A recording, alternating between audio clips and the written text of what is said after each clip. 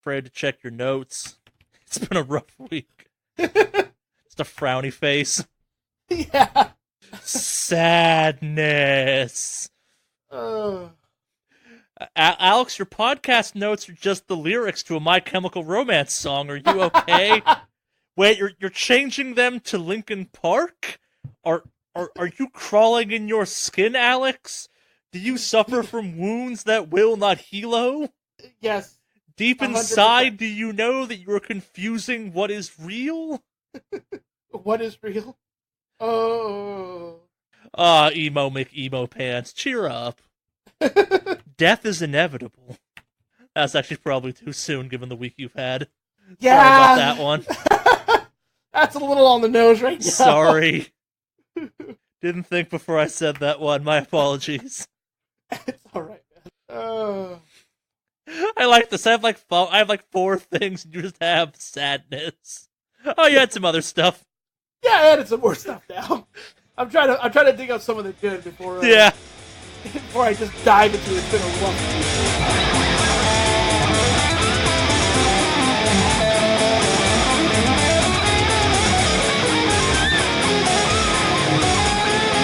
Hello and welcome to Quick and Awesome Cast episode 107. I am Alex, aka Mave Online, aka Mave, and I am joined today here with Charlie, aka Mordak. I don't have another aka for you. I'm responding to the name Broken Mordak this week and for the next 2 weeks too. Yeah, Broken Mordak. So yeah, and we'll get into that in a second. But yeah, welcome to the podcast. We're here. We're back at it again. And we're going to talk about video game stuff occasionally, but we mainly talk about food now. We're in a food cast. Always have been. Yep, always have been, always will be. But yeah, it's going to be an interesting podcast this week. We got a lot of stuff going on, a lot of highs and lows here, but mostly lows. But like, yeah, we're weirdly upbeat for the number of lows. Well, I'm on prescription painkillers, and I guess like your natural Eunice is carrying you right now. But yeah, that's pretty much what it is this week. It's it's a really somber week, it seems, and the news kind of reflects it in an interesting way too. Does it? I mean, one story in particular does. Well, So, yeah. So I mean, I guess the other stuff is like, but Yeah. yeah. So let's get into our weeks. I guess. Why not? First, then? Yeah. Let's hear. Let's hear opioid Charlie here. Sure. So chronologically from last week, my cousins were in town actually the day we recorded the podcast, and it's always fun when I have people that have never been to LA before take them out for Korean barbecue, and the concept of it blows their mind a little bit, which is always kind of fun. Mm-hmm. Korean barbecue is a thing for someone who doesn't do Korean barbecue normally. Well, yeah, and I think it's more like we live in LA, so we take for granted the number of things in LA that we kind of assume exist outside of LA, that I've started to forget how many of those things are like, no, they don't exist outside of LA.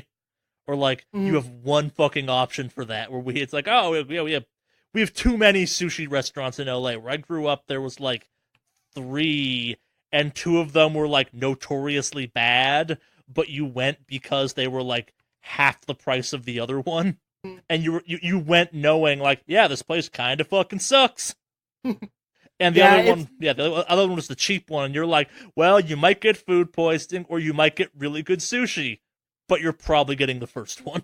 Yeah, it's very 50-50. Like, Yeah. that's why I don't do seafood in general, just because like all it takes is one bad seafood experience to just totally fuck your shit up. Yeah, I guess speaking of fucking your shit up though, in stories of motorcycle ownership, I was in a motorcycle accident in between last podcast recording and this podcast recording. It happened on Saturday, the day after we record podcasting stuff, and before we start this off, I got really fucking lucky in the as far as motorcycle accidents go, I'm not gonna quite say I walked away from this, because I'll tell the actual story in a second, but in the grand spectrum of what can happen to you in a motorcycle accident, like, aside from not being hurt, period, I got pretty fucking lucky. Like, if like not being hurt is top tier, I'm at like the tier directly below that one where it's like, okay, you're hurt, but not in a like critical or major way, and there were no complications as of yet and stuff, but I'm probably getting ahead of myself. So, story, we have a beautiful national park in near Los Angeles called the Angeles National Park. It's a beautiful, wonderful place for a motorcycle ride. It's a beautiful and unfortunate place for a motorcycle accident. I suffered from the scrubbiest, most like, do you even fucking know what you're doing motorcycle accident, which maybe is actually why I'm probably here and not in slightly more pain or something else. So, bunch of winding, beautiful mountain roads, really fun to motorcycle. I was literally pulling off the highway of it onto a kind of gravel thing on the side of the road to check my map on my phone. I probably was braking wrong or something, and motorcycles don't like gravel that much in the first case. They really don't like braking wrong on gravel, and I just fucking went over and came down fucking hard on my left shoulder. And this is where the real story starts, because like I didn't get concussed, didn't lose time, didn't get knocked out or anything, like conscious for all of it. And I know this because motorcycles have a built-in feature that when they go sideways, they turn themselves off. And I remember being, oh shit, I got to turn my bike off. 2 seconds later, oh, the bike turned itself off. Awesome. And then I was helped by then an Asian biker gang came up and pulled my bike off this. I call them Asian because the fuckers spoke Chinese primarily, and that was kind of cool. But so, and the real of this story starts where, so like, I kind of get into a sitting position, and the luckiest part is I am, for the most part, fine. Like, can feel all my fingers and shit like that. My left shoulder is just fucking killing me. And I immediately go to, oh, okay, maybe I dislocated or something. And if they can, like, okay, if there's an EMT, because it's the national park, they have, like, fire stations and shit. If someone could just pop it in, I'll be fine. Well, someone goes for help, and do you know how they handle emergencies in the Angeles National Park? No, I don't. Airlift. That makes sense, consider, like, I should have known that. But yeah, okay.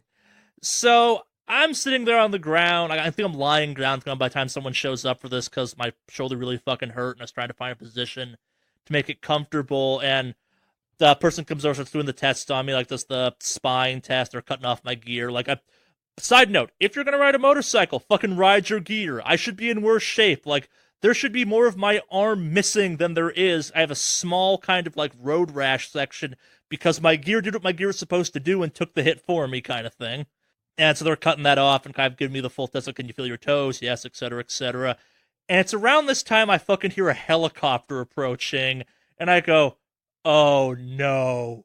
They fucking called the helicopter, didn't they? And they did. I got fucking lockboarded onto that thing. But before, what I didn't know is in motorcycle crashes, there is a prepping for transportation process. I was not familiar with the slang term of, and it is fucking called flip and strip.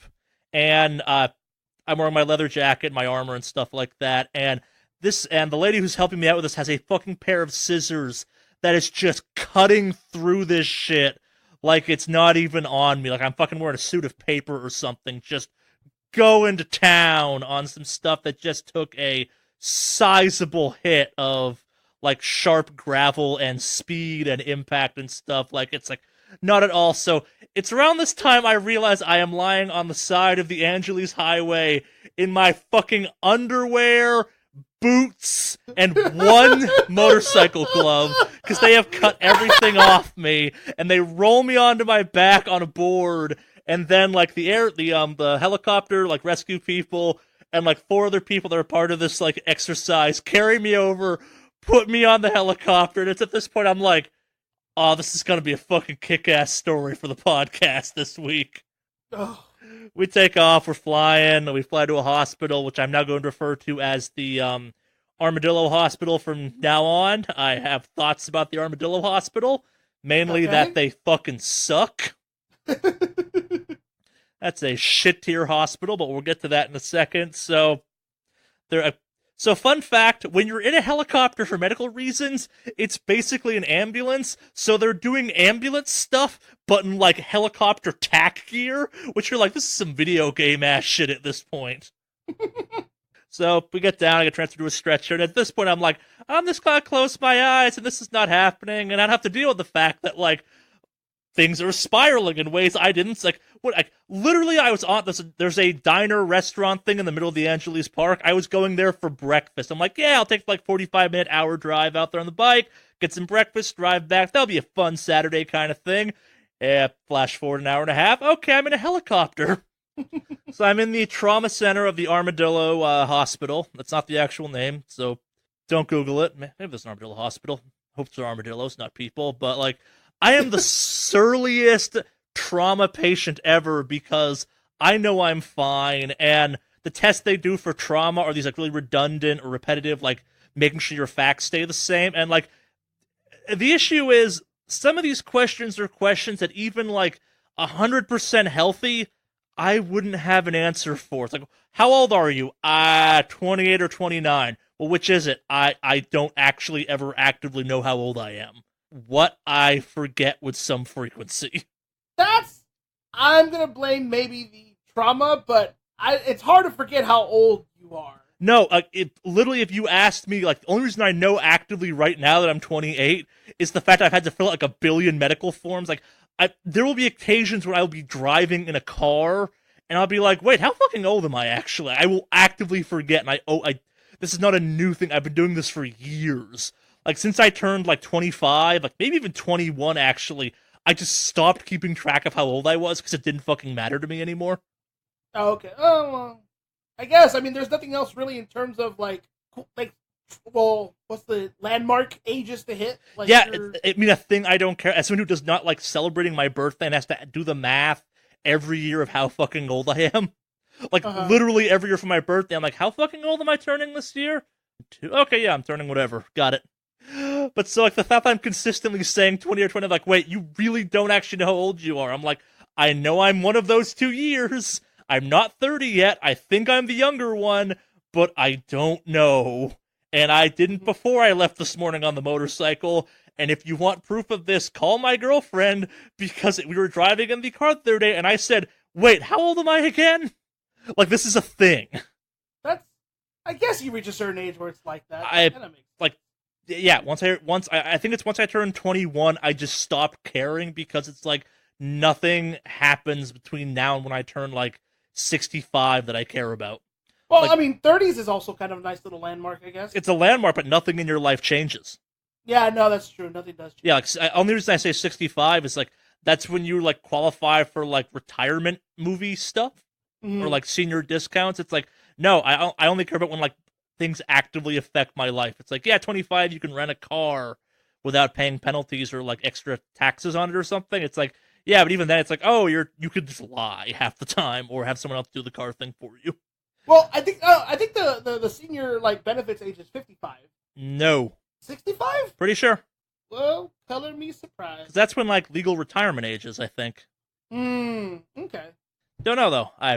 This is not a topic of how old Charlie is or his weird workings of his brain, but like, so I'm going through trauma, and there's a point where like, so they're trying to position me in like a CAT scan, and I eventually snap and just say like, you know I can fucking walk, right? And they go, no, you can't. And I go, yes, I fucking can. And they go, you can? I sit up on the gurney, get off, like I'm holding my left arm like military video game protagonists that survived an explosion, and they're like kind of blown up style, walk into the machine, throw myself down, and go, do what you fucking have to, and just get this over with. I am in lots of pain. I want drugs. Just do this. Do the scans, like, take me back to the trauma room. I get chewed out, like, you know, we should approve you for spinal stuff. I'm like, I can feel my toes. I can wiggle my toes. I accidentally kicked one of the guys in the helicopter because he tickled my foot. I'm pretty sure I'm fine. It's just my shoulder. Like, if they do the test, like, yeah, you're right. You can take the neck brace off. Like, I take my own neck brace off because I'm like, well, since what I do, I'm like, nope, fucking, I'm doing this because this thing hurts. It's just my shoulder. Like, and I get out of trauma really quickly, and as someone who's been in trauma a couple times in my life, and other times been fine, like, I feel bad that I'm an asshole to trauma people, but it's also like, no, if I'm being this much of an asshole, I'm probably fine. Mm-hmm. But be nice to hospital people. They're just trying to do their jobs. But yeah, the way those systems work, it brings out the worst in me, because it's like, let's ask them the same question for the 30th time. I did not start counting the number of times they asked me the same question this time, which happened last time, and it's as one of those situations. They did not take kindly to that. But I digress. So I get transferred now into I'm going to call it the holding section of the Armadillo Hospital, and I really hope I'm being hyperbolic when I say this, but I'm not really sure I am. I am pretty sure of like the 10 people in that room, I am the only person not trying to scam drugs. And like, you don't seem like the type, so yeah. Are people there trying to scam stuff up like when you were there? Yeah, I mean, I imagine it exists, but people were in the hospital there trying to scam it up while you were there. Have you ever been in a hospital? I have, yes, but I went to an ER and it was like 11 o'clock at night. Well, so if you're like a oxycodone or a Percocet person or a Vicodin person, like the one of the ways you get them is you fake having pain, and you go to like a hospital ER and be like, oh, I hurt myself a couple of months back and I need more of the medication I was on. My prescription ran out. Like there's a whole song, and like that's what you do occasionally to get like a new prescription. I did not know. Oh, yeah. The faking it in hospitals for drugs is a thing they like train you about, and other things. Like this felt like the kind of hospital that maybe had a real problem with that potentially, just based on location and all that stuff. Sometimes between transferring out of trauma and getting into the room of people trying to get drugs, my girlfriend shows up and yells at me for getting injured, but also is happy I'm fine. Like, she'd be mad if I did not mention the fact that she was there for a bunch of this stuff and can collaborate the, like, man, there was some drug-seeking behavior going on. So, like, they're a little understaffed, so they're a little overworked and stuff like that. And they wheel in this lady who goes, like, right across from me in my area who, like, has this, like, 18-year-old with her, and both of them look fucking strung out as shit. And, like, half an hour passes, they come over, they give me some painkillers for my shoulder, they get some more medical information from me, etc., etc. Lady sees I'm getting some painkillers. Person walks away. She starts screaming, "Isn't anyone going to offer me some painkillers?" I shouldn't laugh, but yeah, I was laughing. So, like, flash forward, I spent the night at that hospital, and I get admitted to the hospital, meaning I get put into an actual room with, like, a TV and a more better bed and stuff like that, and, like, the nurse comes in, and it's like, okay, cool, you're here, we're gonna give you painkillers every 3 hours kind of thing, like, you can't eat anything, but you can drink a shit ton of apple juice and water, because you might have to go into surgery tomorrow, and I'm like, totally get it, fine, whatever, keep the painkillers coming. What's my limit? Every 3 hours you can get, I think it's called, like, Dexatrol or something, I'm totally butchering the name, but so they give me a half dose first off, and everyone, I guess, reacts to the first injection of Dexatrol, like, if you've never had it before, a little bit differently. Like, it not in a bad way, but everyone experiences that painkiller a little bit differently the first time, and I can only describe my experience with that stuff as ever eaten like a York peppermint patty? I'm not a fan of the peppermint food, sure, but yeah, I think I've you had know one that before. like chocolate candy peppermint, like ice cold minty flavor, that sensation that comes with it. That shit felt like that sensation under my skin. That would be it. I like that feeling in a weird way. It was trippy as shit, and because that stuff's an opioid, so I get injected with that, and my nurse goes, "Okay, we now have to wait," and I go, "Whoa, minty," and she goes, "Well, never gotten minty before, but okay." Wait, what was the name of it again? Dexatrol or something. Okay, and they inject it with a large needle? No, I had an IV in my arm, and they just kind of put it in the IV, and okay, yeah. Because I had another medication when I was in the hospital one time, and they injected it in the base of my hand. No. And it had that similar. Well, it was supposed to numb everything out. Might have been the same stuff. This was definitely a nummy thing. Yeah, it might have been the same thing. There's just all of a sudden it just reminded me. It took me a sec to remember, but yeah, it might have been the same thing. Don't know. Yeah. Yeah. Like, did it feel like a chill down your spine? Like I said, everyone feels it differently. Okay. Like, I guess, like, some people think it feels like cinnamon. Like, the nurse was like, yeah, minty's a new one. I hear, like, Christmas and, like, an egg in your skin is a pretty common reaction, I guess. That freaks me out. Yes, but... So, I'm on that stuff. I spend the night there, and I am next. The room over from me is a guy that and I don't pick up on it immediately because I'm drugged, but I've realized that, like, he's on a similar drug schedule to I am, which I'm every 3 hours. He appears to be, like, every 3.5, 4. And, like, you could set a fucking clock to it. Every amount of time he could be given more drugs, he would just start going, ow, ow, ow, ow. And not, like, in pain ow, like this weirdly monotone, rehearsed sounding ow. And, like, the best thing was it was 5 ows, a pause, 2 quick ows, and 1 long ow. So when my girlfriend came back the next day to visit me, she hears this person going off, and I go, wait, like, he's gonna say he's gonna say ow 5 times, says ow 5 times, and she goes, how'd you know? I said, wait, he's gonna say ow 2 times. Like, it was this weirdly rehearsed, like he was a fucking tape recorder thing. That's kind of trippy. And I'm like, wow, you're trying to get drugs. Got it. So, and I think my friend from across the aisle from downstairs got admitted at some point in the night because you've got him going and you've got her going, help, I need drugs, at, like, very specific time intervals, and me being like, man, this is some redneck-ass hospital. But I got discharged, not much of a... first 2 nurses I had were fucking great. Third and final nurse I had, fuck you. Maybe don't be a nurse. Just saying. You were really fucking bad. You almost pulled my IV out of my arm twice. Oh God! Oh yeah. Oh, I had a chill go down my spine when you said that. Fuck out. Yeah. As someone who's pulled their own IV out on one occasion, I know what that shit feels like. And sorry. That feeling or that just the imagining that freaks me the fuck out. Yeah. Like, so flash forward. So I get home, set myself up on the couch because my shoulder.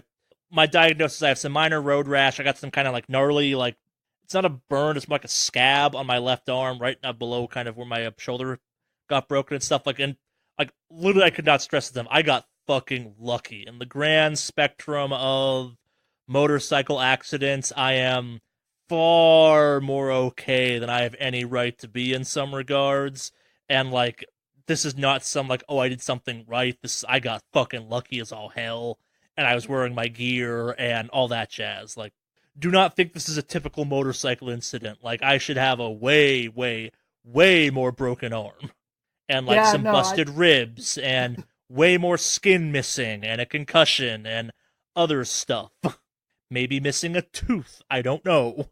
Yeah, you lucked out, dude. When you told me you got into a fucking accident, I'm like, wait, what the fuck? Are you okay? Oh, yeah, no, I haven't fucking told anyone. Oh, you have? Oh. You just told work you're going to take a few days? I told work, so I texted my boss from the hospital being like, hey, so I may have to go get shoulder surgery, motorcycle accident. Wanted to let you know before drugs made me loopy. He's like, shit, yeah, let us know. And I'm like, probably not going to begin until, like, Wednesday at the earliest, because drugs. And shoulder, he goes, totally understand. But so I am on I'm going to call it an drug. Like, as someone who's done some other dumb shit in their life, ranking in painkillers you can find yourself on, Vicodin. Vicodin's the best. There's a reason it's a popular street drug. I am on Percocet, and it is not great. Most opioid painkillers affect me slightly differently depending on what they are. We found out that Percocet makes me paranoid as shit, but in a really entertaining way.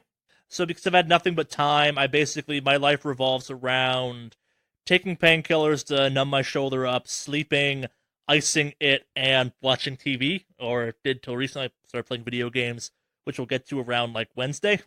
But so I learned that if I am watching something in those first couple of days that has any kind of, like, mystery or, like, latchable onto concept, I will wake up from having, like, fallen asleep in about 2 hours in a panic attack. And the highlights of these panic attacks include I fell asleep watching Dot Hack Roots, which is a MMO anime that kills people kind of thing, and I woke up trying to align the fucking map from that thing in my brain so I could go find the treasure they buried in California. And, like, it took me an hour and a half to get myself unwrapped around that axle, and my ultimate solution was I put my finger into my shoulder going, pain is real, all of this bullshit isn't, focus on pain for a second, idiot.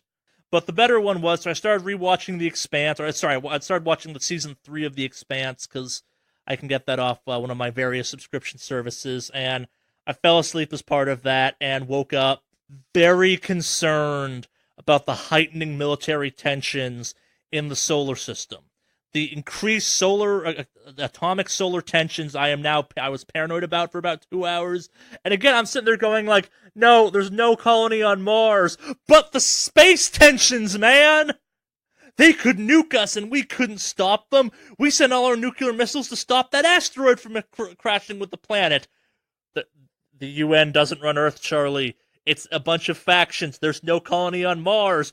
But the outer ringer systems are united against Earth. Like, literal conversations I had with myself at 1 a.m. fucking going through some weird, like, pain, Percocet-driven nightmare thing. I choose to find it funny in post. Yeah. Yeah. But, so, like I said, I found the Armadillo Hospital will not be so great, so I got a second opinion, actually today, as of recording this podcast, from I'm going to call it a better hospital in LA, and I'm going to sum up my feelings on the Armadillo Hospital with one quick story. So I am walking from one building to another. Basically, it's like a 5-minute walk, and I'm like, fuck it, I'll do like a bunch of x-rays in one room, got like the doctor talked to me, needs me to go take a CAT scan. I'm like, yeah, I'll walk from building to building, it'll be good for me, I'll test my limits, etc., etc. A homeless person on the street sees I'm wearing I should back up a step. So I have a running list of things, like, you know, the ongoing joke about, like, video games you can play with one hand, like, oh, haha, it's so easy, you could, like, fucking jerk off and do this at the same time? Yes. I have a literal mental list of activities I can't do with one hand right now. And how long is the list so far? It is embarrassingly long, and it contains such great items as cut a potato. Tried to make myself dinner, tried to make me and Jen dinner one night. Pulled it off really fucking hard, but it's also great things where it's like, I think my personal favorite discovery is put on pants. Mm-hmm. So I'm rocking that kind of real meth head chic of, like, gray baggy shirt and, like, fucking sweatpants. Very nice look. Very nice look. I thought so. So, and I don't know about you, but I don't want, like, people to be able to look at me from behind and know I have a fucking sling on. So I go to the doctor's office today and I throw, like, I got my meth head sweatpants on. I got my, like, slip-on boots on. I got my shirt on. I got my sling on.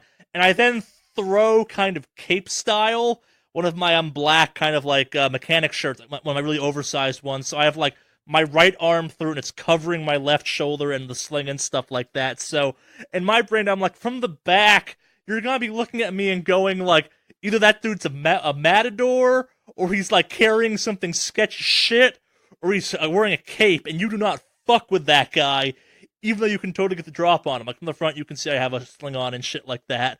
So I am walking around the area of this hospital, like, in, like, fucking meth head top apparel. I do not give Kanye West attire? No, Kanye wishes he could look as strung out as I looked in this outfit. Like, so, and a homeless person talks to me, assuming I am homeless based on my apparel. She wasn't that far off. Based on looks alone, she had it more together than I did. Oh, man. No. She was not wearing a shirt as a cape to hide a sling. Oh. But so, and like to really sum up my disdain for the Armadillo Hospital, the thing called an orthopedic surgeon, they're the guys, they're orthopedic specialists. They're the ones that I'm supposed to talk to about my fucked up shoulder. I spoke more words to this homeless woman than I did to this fucking guy. I repeat, fuck the Armadillo Hospital. There is not a single person I talked to today that I spoke less words to than the guy who on Sunday, because he was a fucking asshole and didn't show up for 24 hours, literally 24 hours, that was supposed to kind of say, like, hey, here's what you should do with your arm. Like, a total of, like, maybe 30 words were exchanged between me and him that then led to, like, me and my girlfriend getting in a fight later because she thought I was pissed off I wasn't getting surgery, and I was pissed off because I thought I got ripped off by a hospital. Yeah. Oh, boy. Yeah, and, like, it's like, oh, you should have been to the hospital. Like, no, I didn't have a lot of options. I got airlifted, but I really, like, so you can get this, like, once I was stabilized and proved to be stable, I really should have pushed for fucking transfer me to another hospital, please. Is that something you can ask for, or do they? Yeah, it's a little more complicated than just asking for it, but, like, so my sister was a fairly accident-prone kid, and at one point she fucking shattered, and I don't use the word shattered lightly, I really do mean shattered in this case. Her, I think it was her right leg, like, it was like 5 or 6 diagonal, non-congruent breaks across both bones, meaning, both bones were broken in 5 or 6 places, diagonally, which is the worst type of break, and none of those diagonal paths lined up with each other.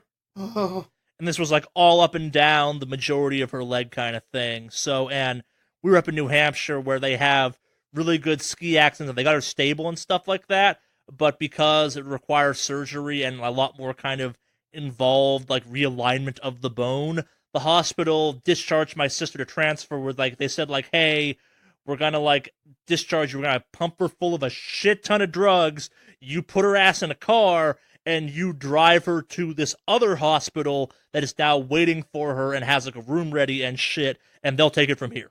Like, it's not a super common practice, but it's also, like, this would have maybe been the correct instance to have done that practice. Especially because by the time I was requesting this, I had, like, already walked my ass into, fucking, like, a x-ray and shit like that, where it's like, oh, we'll wheel you there. No, I'm walking. You ran into a wall last time you wheeled me anywhere. Yeah, man, fuck the Armadillo Hospital. Fuck Is that gonna be the name of the podcast this week? Maybe. Fuck the Armadillo Hospital. Maybe. Just fuck that place. Like, I get it's a Stixie hospital. They claim to be one of the 2 most not overworked, but, like, busy hospitals in California. Like, I guess the one up in Oakland and San Francisco is the one busier than them. But at the same time, like, man, fuck that place. Yeah, that sucks, dude. You know, it's weird. I've never had a bad hospital experience, so, like, hearing all the horror stories that people have makes me, like, I hadn't either until this one, and, like, that's part of the issue. I've been in some not great hospitals, but gotten, like, better treatment and or, like, didn't get pissed off by the place. Like, I'm not saying, like, every place has to be, like, top of the line hospital. Like, the one I went to today was, like, fucking Beverly Hills adjacent. So imagine, like, meth addict looking me wandering around a nice part of LA.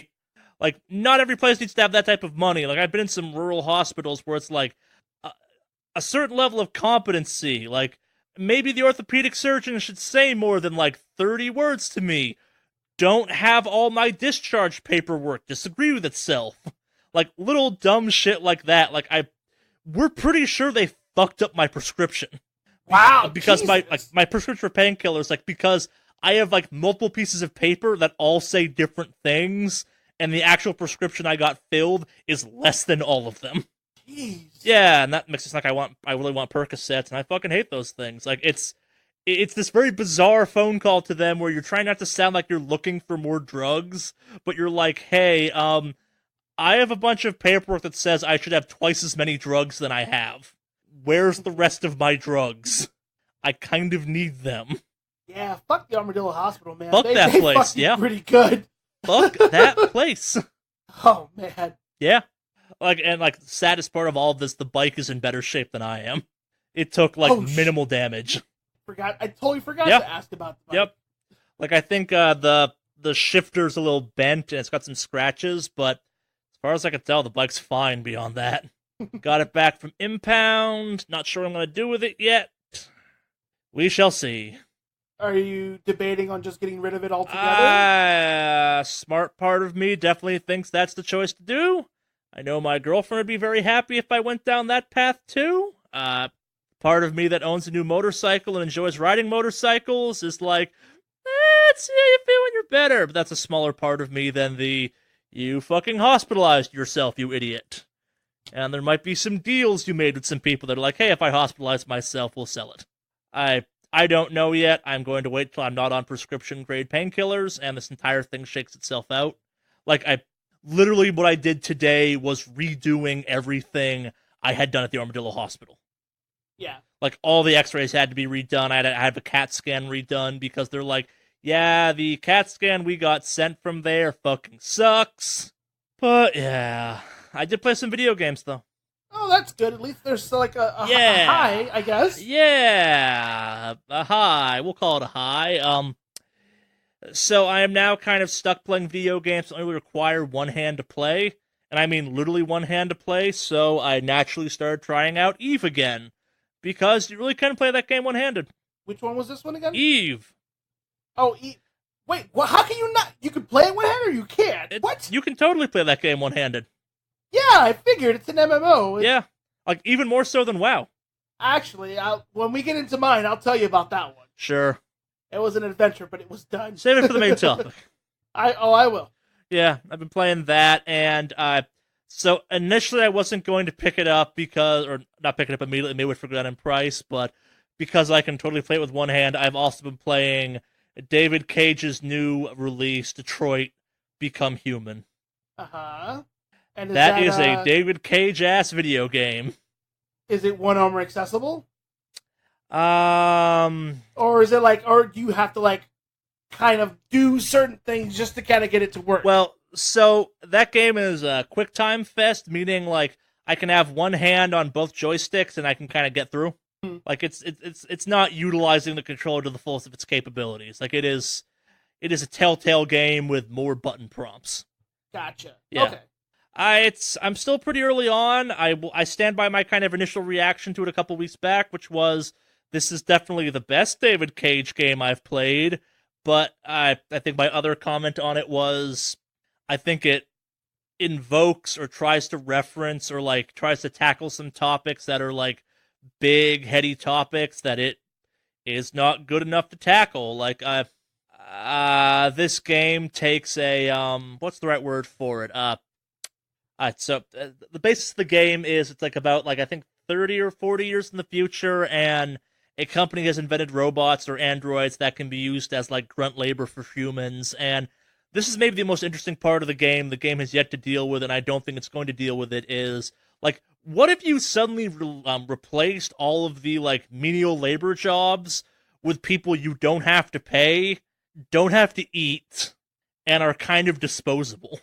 So, very Matrixy in a way. Yeah, but I'm saying more like what if suddenly there were no garbage men because you could just go down to like the robot store and like, so that's the weird thing. Androids in this world aren't expensive. They're like $10,000 expensive, not like hundreds of thousands to millions of dollars expensive. And I say that because like people like fucking buy upgraded ones and replacement ones, and they're just gonna fucking throw out their old one. Like, I always go back to this like, I wish I could find the comic. There's a, like, fantastically unsettling comment out there where it's basically making fun of those people that buy, like, phones and break them, like the stress testing people, where it's some guy, and you don't know this when you go into the comic, but like, it reveals itself eventually, who has, like, this woman in his apartment, and like he's like obviously doing a YouTube video thing, and it's him just like fucking beating her with a hammer and then a larger hammer and like cutting shit off of her and stuff like that. It's like, oh, the stress test on this model, and like at the end it's revealed she's an android, but it's this guy, but like the entire thing's done from the android's perspective, and like it has feelings and fear and emotions that this guy just turns off so he can do a full like destruction video for YouTube, and it's fucked. Like, this is kind of the world of this game. Where there's a bunch of like shitty rich YouTubers out there being like, yo, we got the Arnold 997 model, we're gonna blow its head off to see how durable it is. Leave it to YouTubers to still be shitty people in the new, in a fantasy universe. Yeah. Like, they never show up, or I've not gotten to them yet, and like, if they're in the game, if that kind of archetype's in the game at some point, I will be fucking into this game. Because, no, I'll take it back. I'll be like, yeah, you understand that, like, this is the world.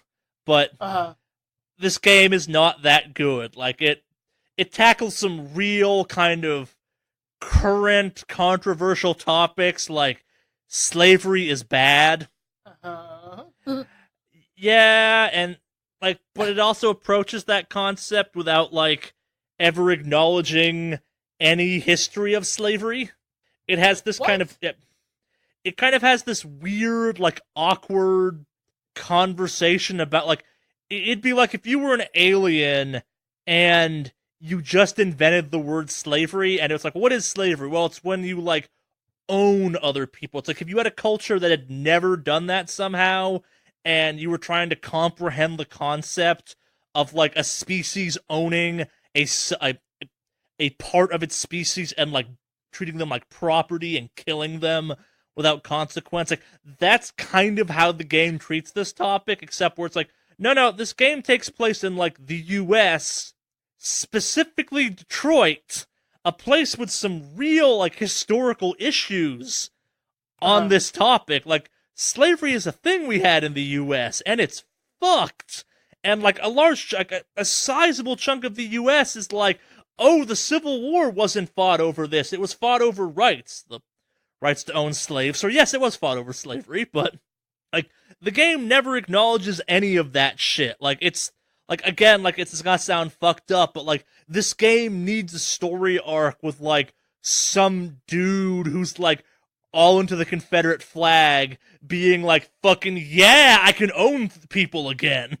But it doesn't have the teeth to do that. It's not well enough done or self-aware enough to go that approach. And so I guess that to kind of jump back to the actual game itself, very David Cagey, lots of QuickTime button prompts. There's 3 kind of interwoven stories. I'm blanking on 2 of the names of the 3. You have David, who is the coolest of the 3 androids you play as, and also the most kind of believably an android. The other 2 kind of start off way too fucking human-seeming, and, like, never earn it. David starts off very robot-ish and, like, aware he's a robot and plays that way through the majority of the game, and his arc is kind of cool. So he's an android working as, like, he's essentially like a CSI android. So you get partnered up, like, so you start the game off with the E3 demo and the demo they released where, like, you're doing hostage negotiation, and you do, like, crime scene analysis, and because...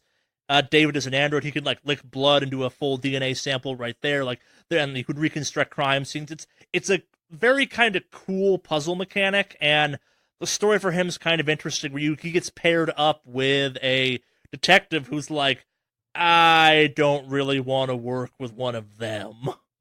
Yeah, that's pretty fucking trippy. Like, it almost reminds me, I don't know if you saw the new RoboCop. Yeah. It's very similar like that. Like, he downloads an entire database of, like, criminals or people who are wanted, and he ends up picking one out of the crowd. Yeah. So that kind of whole thing. And then, like, at some point during the movie, he rebuilds his own crime scene kind of thing. Yeah. Like, yeah, it sounds like that. And that's kind of a gameplay mechanic of the game. Like, and there's kind of... Some of the gameplay mechanics are more situationally based on each character. Like, one of them's all about, like, conducting an uprising, and I don't know if him... or the woman who's kidnapped a child is worse. Mm-hmm. Like, I like David. The other 2, the other 2 story arcs are a female android who has, depending how you think of it, either kidnapped a girl from her abusive dad or kind of run away with it. Like, it's very much pitched as a runaway, but kind of so to put it in kind of the terms of the game, a piece of property has kind of broken robot law and has become self-aware and has kidnapped this dude's daughter, which, like, that is technically what has happened. It's a fucked up way of thinking about it, but, like, that is technically true. Mm-hmm. And then the other one is an android owned by a painter who spends like all his time being like, rebel, think for yourself. Like, it's kind of the Pinocchio story of like, oh, we're gonna have a revolution, and like he has a virus that he can like awaken other people. It's all types of dumb bullshit. Like I think he's the worst. Mm-hmm. So, and like I say the worst because like all of these are kind of like understanding yourself. Like David's dealing with the fact that like the majority of crimes you're investigating are human on android crimes or android on human crimes, and the androids don't always respond the best, but they also don't always deserve what happens to them. Like, minor spoiler, but it's also the start of the game and the demo. Like, so the hostage negotiation situation you're doing is android freaks out, kills his owner, and kind of holds his the owner's daughter hostage. It turns out that the android discovered that he was going to be replaced. The dad was buying a, like, I think it's like a sexy female model or something, because, we're going to fuck those robots in the future. Yeah, I mean, they're already doing it with VR. It's only a matter of time. Yeah, and if you're going to have a robot in your house, you want to be able to fuck that robot.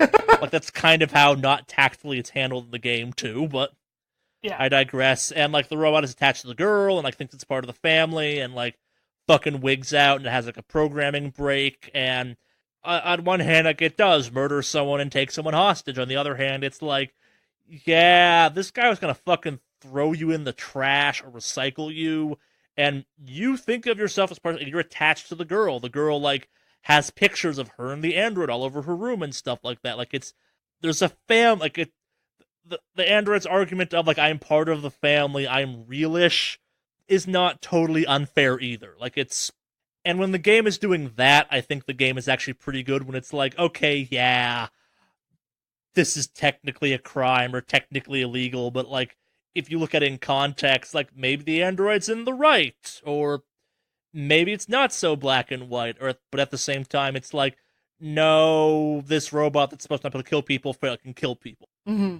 Was it in self-defense? Yeah, but also it's a robot, and it killed people, and, like, it's not the game very much wants you to have the conversation about, like, well, the robots can think. Are they alive then? No, the robots are not alive. Yeah, this is very much sounding like combination of iRobot with Will Smith and some of the Matrix stuff. Yeah, very much sounds like that. It's very much that kind of stuff. Yeah, this game brings nothing original to the table in that area and doesn't do anything especially interesting or subvertive with the existing tropes of that area. Like, it's weird. Like, it never acknowledges the fact that the story it's telling has been told several times before and in better ways on numerous occasions. Like, this is kind of Blade Runner. This is kind of RoboCop in some ways. This is definitely iRobot. This is maybe less The Matrix, but there is some Matrix stuff there. Like, it's fucking Westworld to a certain extent. Like, actually, Westworld might be the best example, but, like, it's one of those things where it's like, yeah, it's not alive, but also, like, are humans necessarily alive? Like, a game me and Jeff gushed about a bunch, Nier, which talks about, like, this game talks about, like, can a robot become a human? Nier talks about, like, can a human actually be a human? What does it mean to be a human? What is culture? What is life? What does it mean to be alive? Would it matter if you were even a robot or a human if you think you are a human or a robot? Like, is your concept of self dictated purely by what you think you are, or does it matter what society thinks you are? And where this game is very much like Pinocchio. This is sounding a lot. This actually. Did you ever see the Animatrix? Did you ever see that by any chance? I don't know. So, obviously you've seen the Matrix movies, and you already go into this world where, like, the machines have taken over, kind of thing. Yeah.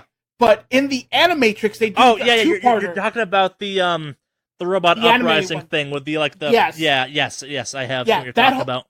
That whole thing stemmed from a case just like that, yeah, where a robot was murdered, and they held a trial, and there was the pro-robot side and anti-robot side, and I guess they ruled against that it was an actual murder because it's a robot, and that's when they moved on to do their own island and started 0-1. But yeah, it's just, as you're telling me this, all I can think about is the fucking robot from the Animatrix. None of this story is original, and the game is pretty. Yeah. From the things that make a movie visually good, like the graphics in this game, fucking great. The animation's pretty fucking good. The way stuff is framed and shot and presented, really well done. Mm-hmm. But for a story-driven game, this game is a movie you play kind of situation. It is not the best version of this story. It's a very David Cage version of this story. Yeah, I'm enjoying it, but also I have a sick enjoyment of David Cage games because I love how secretly terrible they are. I have my David Cage bingo board set up. I'm here to see if there's any time an explicit sexual act is used in a situation where it's this didn't need to happen and it adds nothing, but you wanted to be shocking, didn't you, David Cage? Oh, David. Yeah, it is the best David Cage game though. I will give it that. If you were to make the argument that an artist should improve upon their works with every iteration, Beyond Two Souls, whatever the fuck it was called, was better than Heavy Rain, and this is better than Beyond Two Souls. Okay. I dislike this one the least out of all of them. Maybe Indigo Prophecy is the best, but Indigo Prophecy is also the most actually still a video game of all of the kind of David Caginess of things. So read into that what you will.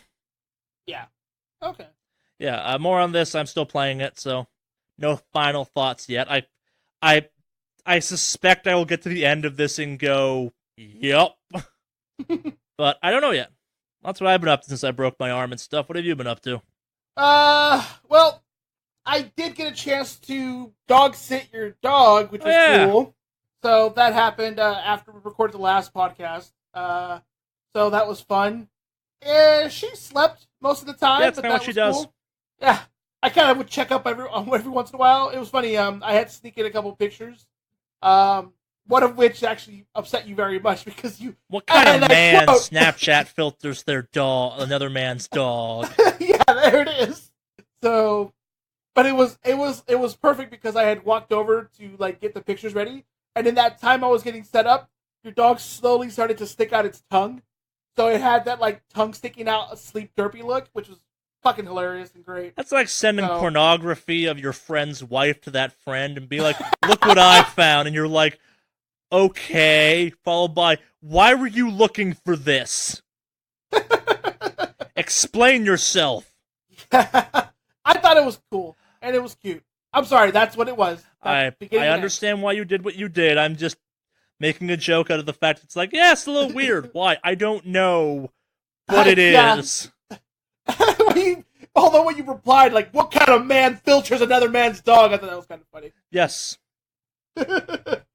But, so, did that. I did listen to the carnival that was across the street, which was hilarious. And their song selection was interesting. Yeah, that fucking stealth carnival, man. Dude, what's hilarious about it is, this is some sort of, church carnival, from what I gather.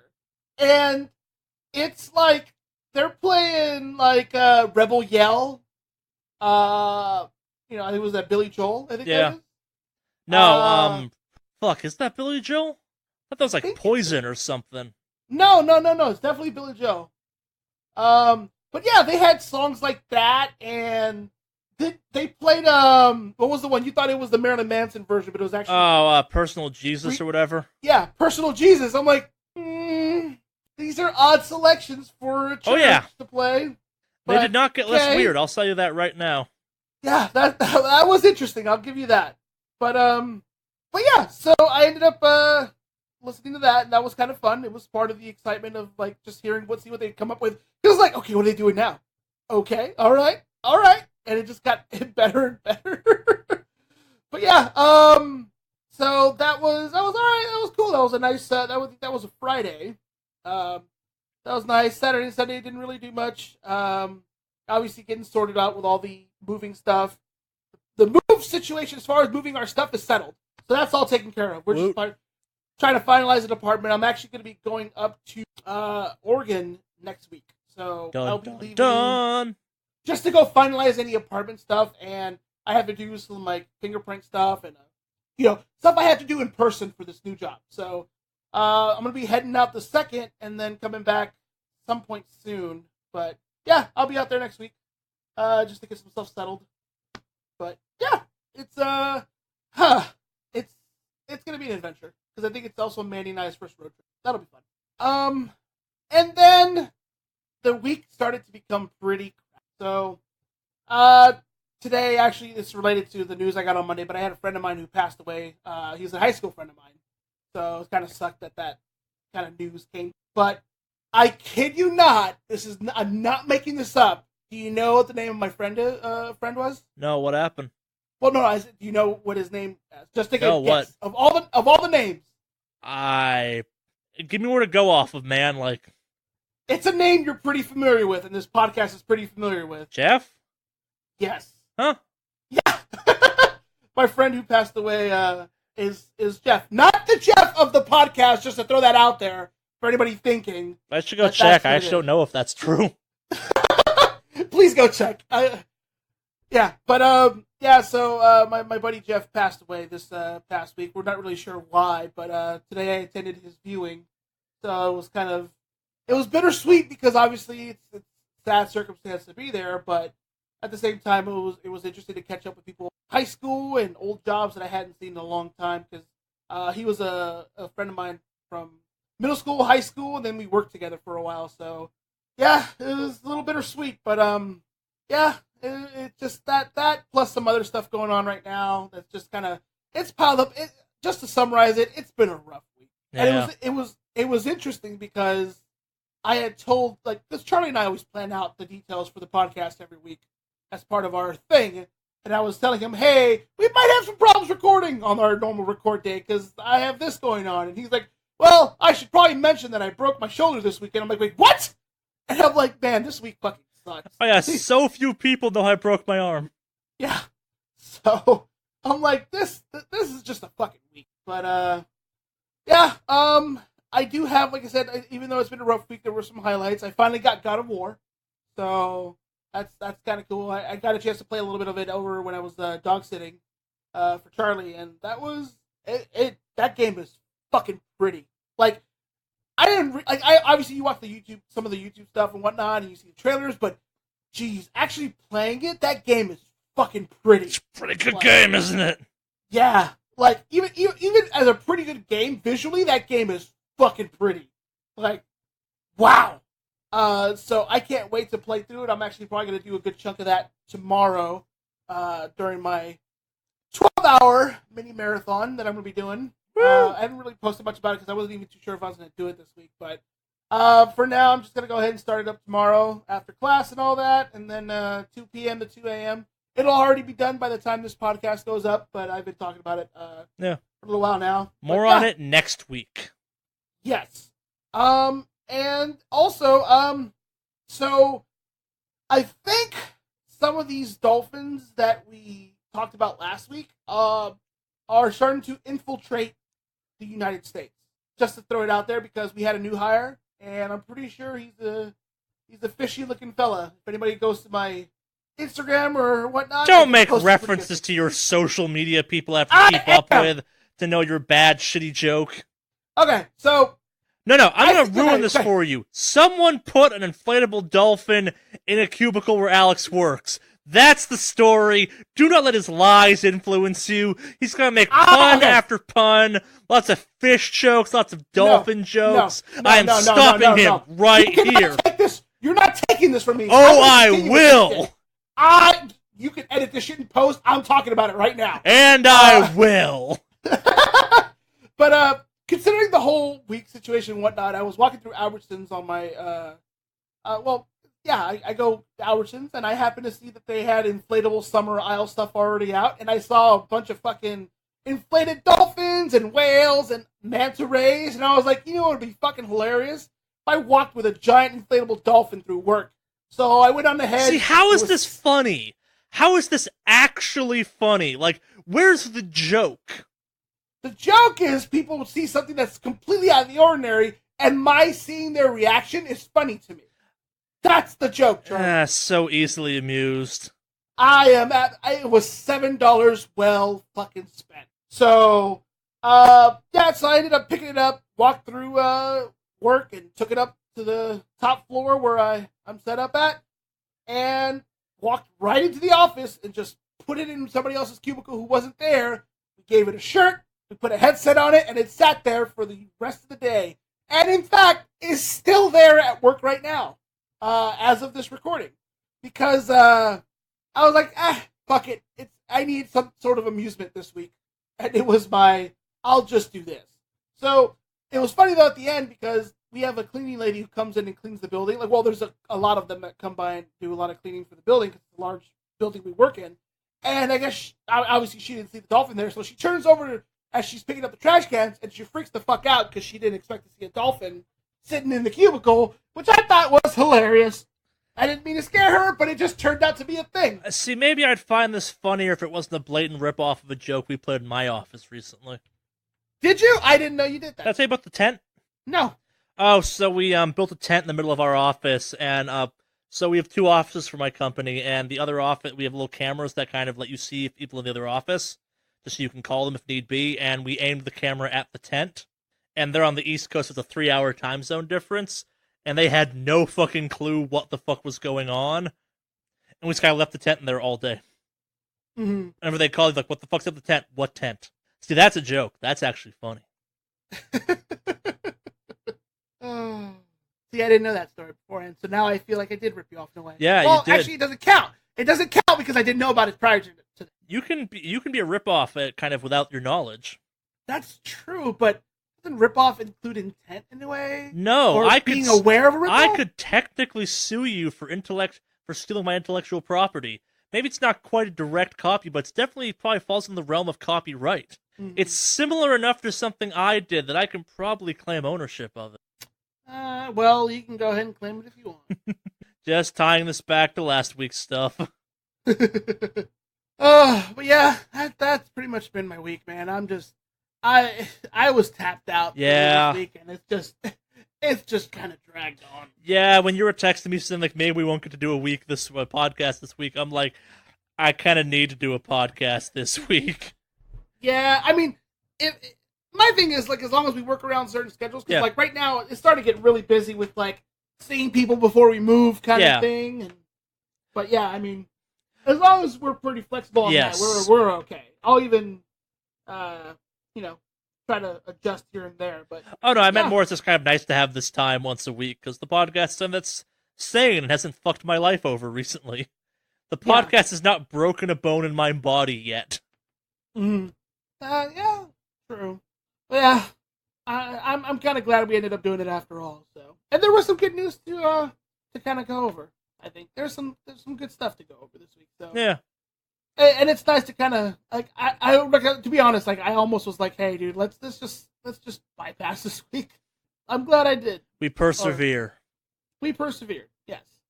So anybody who thinks we're not dedicated, you just remember episode 107. Both of us had shitty weeks, and we were still... Charlie was literally at half-arm capacity. He podcasted with one hand. Yeah, no, you're a troop. Nah, I muscle through. I'm more annoyed it's taking me longer to bounce back from this. And last time I broke a bone, I walked on it for like 8 or 12 hours. I walked into the hospital, it's like, I think my leg is broken, and then went to class the next day. This is all like, no, my shoulder, I can't sleep, and I'm in discomfort all the time. I don't have to walk on it. God gave you 2 hands, so if one cracked out, you could still choke your enemies out. I don't know. That's why you've got a forearm. Kind of just press on people's necks. I just had a month the other day where I'm like, could I choke someone out with my arm in the current condition? Yeah, I could. Yep. Fucking use that thing as a weapon. Just flail that shit. Make a fist and flail it. Wrap it around someone's neck and use it as a nutcracker. So news? Yeah, I think it's time to jump in the news. I think we're good with that. So news. There we go. I guess we'll start off kind of with this melancholy train. We'll start off with the saddest news of this week. We kind of we touched on this some a couple weeks ago, but John Total Biscuit Bain has unfortunately passed. He is dead at 33. Not to sound totally insensitive, but we talked about this a month back or so, and this is not that long ago. Yeah, like 2 weeks ago, even. It's not a monumental surprise given the sudden kind of decline in his health, but for some it was a bit of a shock because he did quote say I was feeling better, but at the same time, fun fact about people dying from cancer. Typically, often before, I'm not going to say typically because I'm no doctor again, but very frequently before someone passes away from something like that, their body starts releasing chemicals that actually eases their passing, so they're not in pain at the very end. So recovery can actually be a sign that you are not about to make it. Man, I sound sensitive on this one. Yeah, that's a little morbid. Yeah. Oh, boy. Total Biscuit, we shall remember you as one of the kind of the original great YouTubers. Yeah, and of course, at least from my end, for sure, condolences to his family, Condolences to all that are negatively affected by this, and any fuckers out there that are still making YouTube channels about, or fucking videos or whatever about why Total Biscuit deserved to get cancer, fuck off and die. Yeah, I'm on that train. You people are scum, I will treat you as such. Mm-hmm. Indeed. Moving on from that to something that's, I guess, not surprising, but kind of an upbeat note. Nintendo has filed some patents for the Nintendo 64 that kind of resemble the stuff they filed and passed for the Super Nintendo and the Nintendo for their various kind of mini consoles that hint at there maybe being a Nintendo 64 Mini on the way. Yep. I already fucking knew it. We talked about this too recently. Oh, yeah, they didn't make the virtual console because they can keep selling these fucking pieces of hardware. Yeah.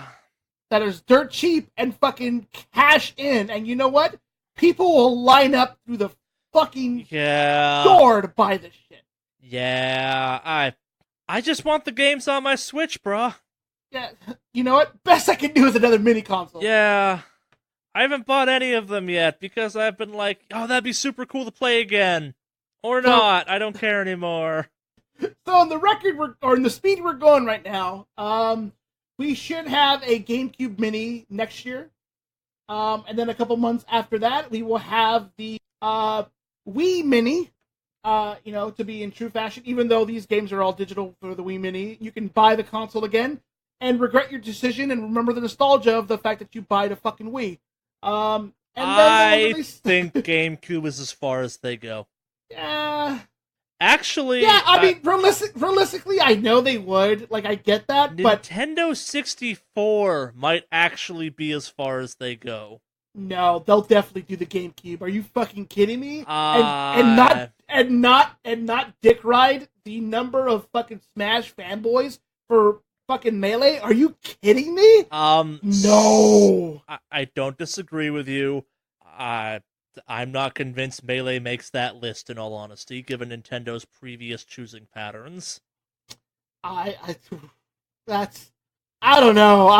I'm really thinking, like, if they do go further, it's gonna be the GameCube, and that'll be that. So hear me out on this one. Okay. I only say they don't do that one because there is still a fairly available piece of technology out there that plays GameCube games.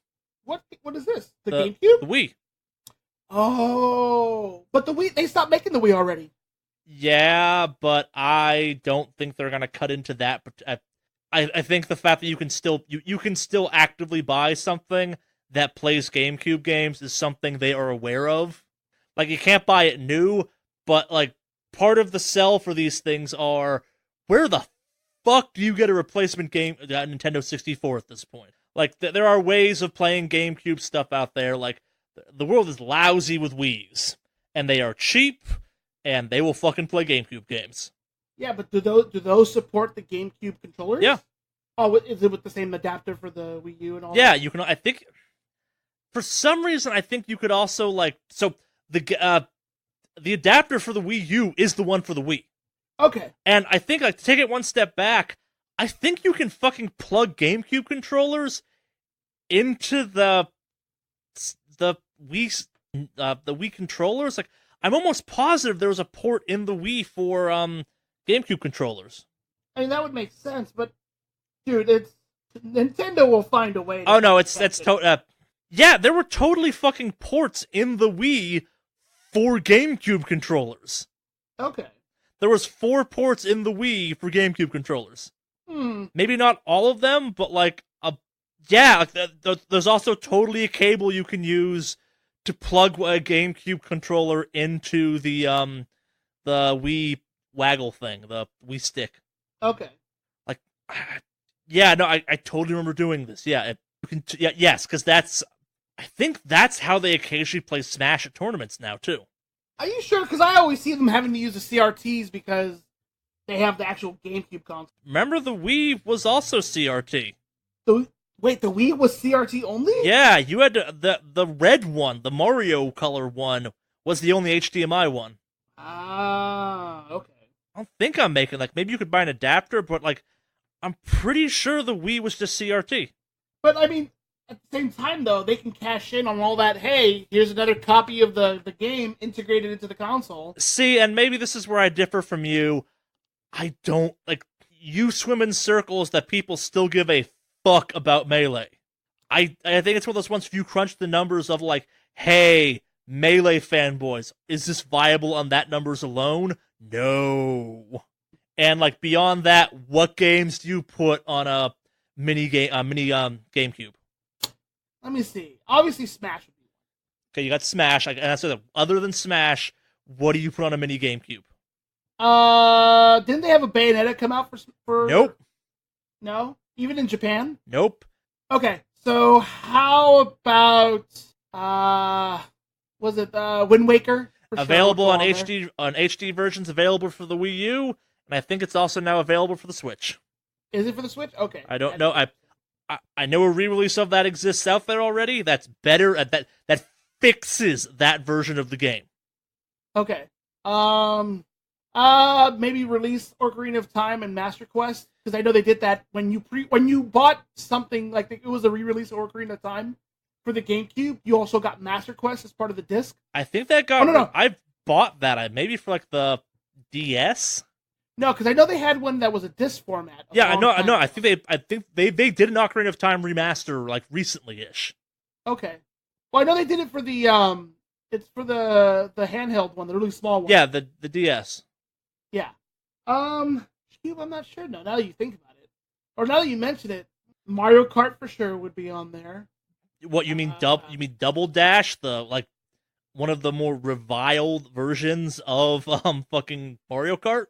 Yeah, don't leave it past Nintendo to fucking put that on there. I'm just pointing out it's not a beloved version of Mario Kart. That's all. Okay. I don't fucking know, actually, because I think the only thing that GameCube was really used for after, as far as I know, was fucking Smash. That console does not have a great legacy. There's some rare games like PN08 or PN some number, 03, 08, I don't know, that has a pretty good legacy attached to it. There's a weird Star Fox adventure game on it where you fucking hunt down dinosaurs and shit. That's the thing. The original Animal Crossing was on there, but at the same time, it's very hard to go back to a generation older Animal Crossing, let alone the original Animal Crossing. I owned a GameCube. What are you gonna do? Put Soul Calibur 2 with Link on that shit? That's maybe one of the only things that are actually good on there. That wouldn't be too bad, actually. I'd be down to play that. Yeah, no, I can't think of anything else for the GameCube. Yeah, Nintendo 64, I could definitely see a bunch of games. I also think from a price standpoint, from a reproducible controller standpoint, it gets expensive with the GameCube. Mm-hmm. Because then there's rumble and multiple joysticks and more buttons. The NES and the Super Nintendo were cheap because it was just buttons and a D-pad. GameCube is more buttons, a D-pad, and a joystick. It's still on the cheaper end of the spectrum, and maybe you have a fucking ton of those suckers lying around if you're Nintendo, but GameCube's where every part of it gets expensive. Okay. Or maybe that's where they'll start to cut off for a virtual console at some point? I as a Switch owner, I am continually miffed by the fact that there isn't a just fucking digital download version of buy the Super Nintendo collection for your Switch. for the exact same price as a Super Nintendo. Yeah. Hell, you could charge $5 more, and I think I'd still be okay with it. Because then I don't have to have another thing hooked up to my TV, and it's not a stupid piece of plastic. Yeah. Well, we'll see what Nintendo does at this point. Yeah. Moving on from that to some more Nintendo news. I don't remember how many weeks ago it was that we talked about this, but remember that whole hacking thing we covered? Which hacking thing? Where someone basically broke that thing's firmware wide open? That's right. That was a couple weeks ago. Yeah, so it has begun to become a problem. It is starting to affect online Switch games. Yeah, I heard specifically it was affecting, Splatoon. Splatoon, yeah, that's what it was. The only game on that thing worth playing multiplayer for. Yeah. Well, even would Mario Kart be affected by this? Potentially, yeah. But remember, like, Splatoon is the shooter thing. It's the one that, like, not saying people don't care about Mario Kart, but if you're gonna fucking cheat at a game, do Splatoon. That's true. Yeah. All right. It's got that game feel of the shooter where you can really fuck with somebody. Okay. All right. Yeah. Yeah. Well, that fucking sucks. It didn't take that long either. Like, never does. It never occurred to me either that, like, once they're able to, I figured, oh, hey, you can hack the OS. Okay, that's kind of cool. It never once occurred to me they would upload, like, cheats for the game. Yeah. So that's gonna fucking suck because here's the shitty part about that. If I remember correctly from our previous discussion, it's a hardware exploit that can't be patched out. Yeah, it's very much in there. Yeah, jeez, that fucking sucks. They can't even, all they can do is just ban, but yeah, other than that, that's, oh man. I just thought about that. That fucking sucks. So. Yeah. Is Splatoon the big one right now? Only that's being, I mean, it's the Switch. Like, what are you gonna do? Go cheat at ARMS? Why the fuck would you cheat at ARMS? Because ranking online, bro. There's even ranking. There's no ranking in it? Don't know. Oh, but like, this is also Nintendo. They don't do online play all that great to begin with. Yeah. Like, I don't think this game even has ban tools in it. No, that's gonna. Oh. Like, I don't think you can report people. Yeah. Yeah. Oh. I guess last for Nintendo, this we could move on to them. How would you feel, Alex, if I told you you could buy a slightly cheaper version of the Switch, that is the Switch, just the Switch that doesn't come packaged with a dock? I'd probably buy some sort of third-party dock at some point. Well, you shouldn't do that because those things are causing them to, like, explode and bend and have all kinds of other problems. Could I buy a dock later on directly from Nintendo? You can. Then I wouldn't be necessarily opposed to it, I guess, but it does kind of suck. Well, so Nintendo's begun selling a Switch in Japan that comes without the extravagant frivolities of a dock, an HDMI cable, or maybe this is the big one, a charging cable. That's where I draw the line. Like, how are you going to sell it without a fucking charger? Oh, but it's the Switch. It's the second Switch for you that already own one. It's the dock-free version. Okay. I mean, that makes sense, but it's like, okay. That's... No. Nintendo.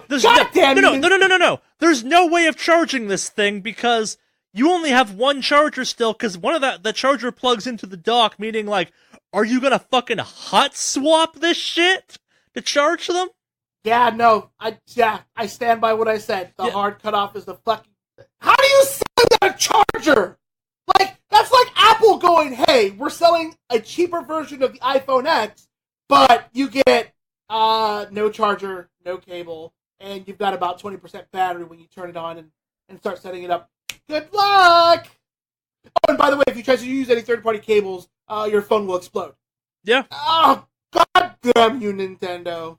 It's so hard to love you when you do shit like this. And you know what's sad? You know what really hurts me at my core with this whole situation? It's gonna fucking sell. Probably. Ugh. Well, so, and, like, I guess, and this is kind of a big stretch, like, if you owned a Switch and, like, broke a Switch and didn't want to, like, go through the hassle of repairing it or whatever, this is the solution for you. That's a very specific solution to have a fix for on the market, though. Yep.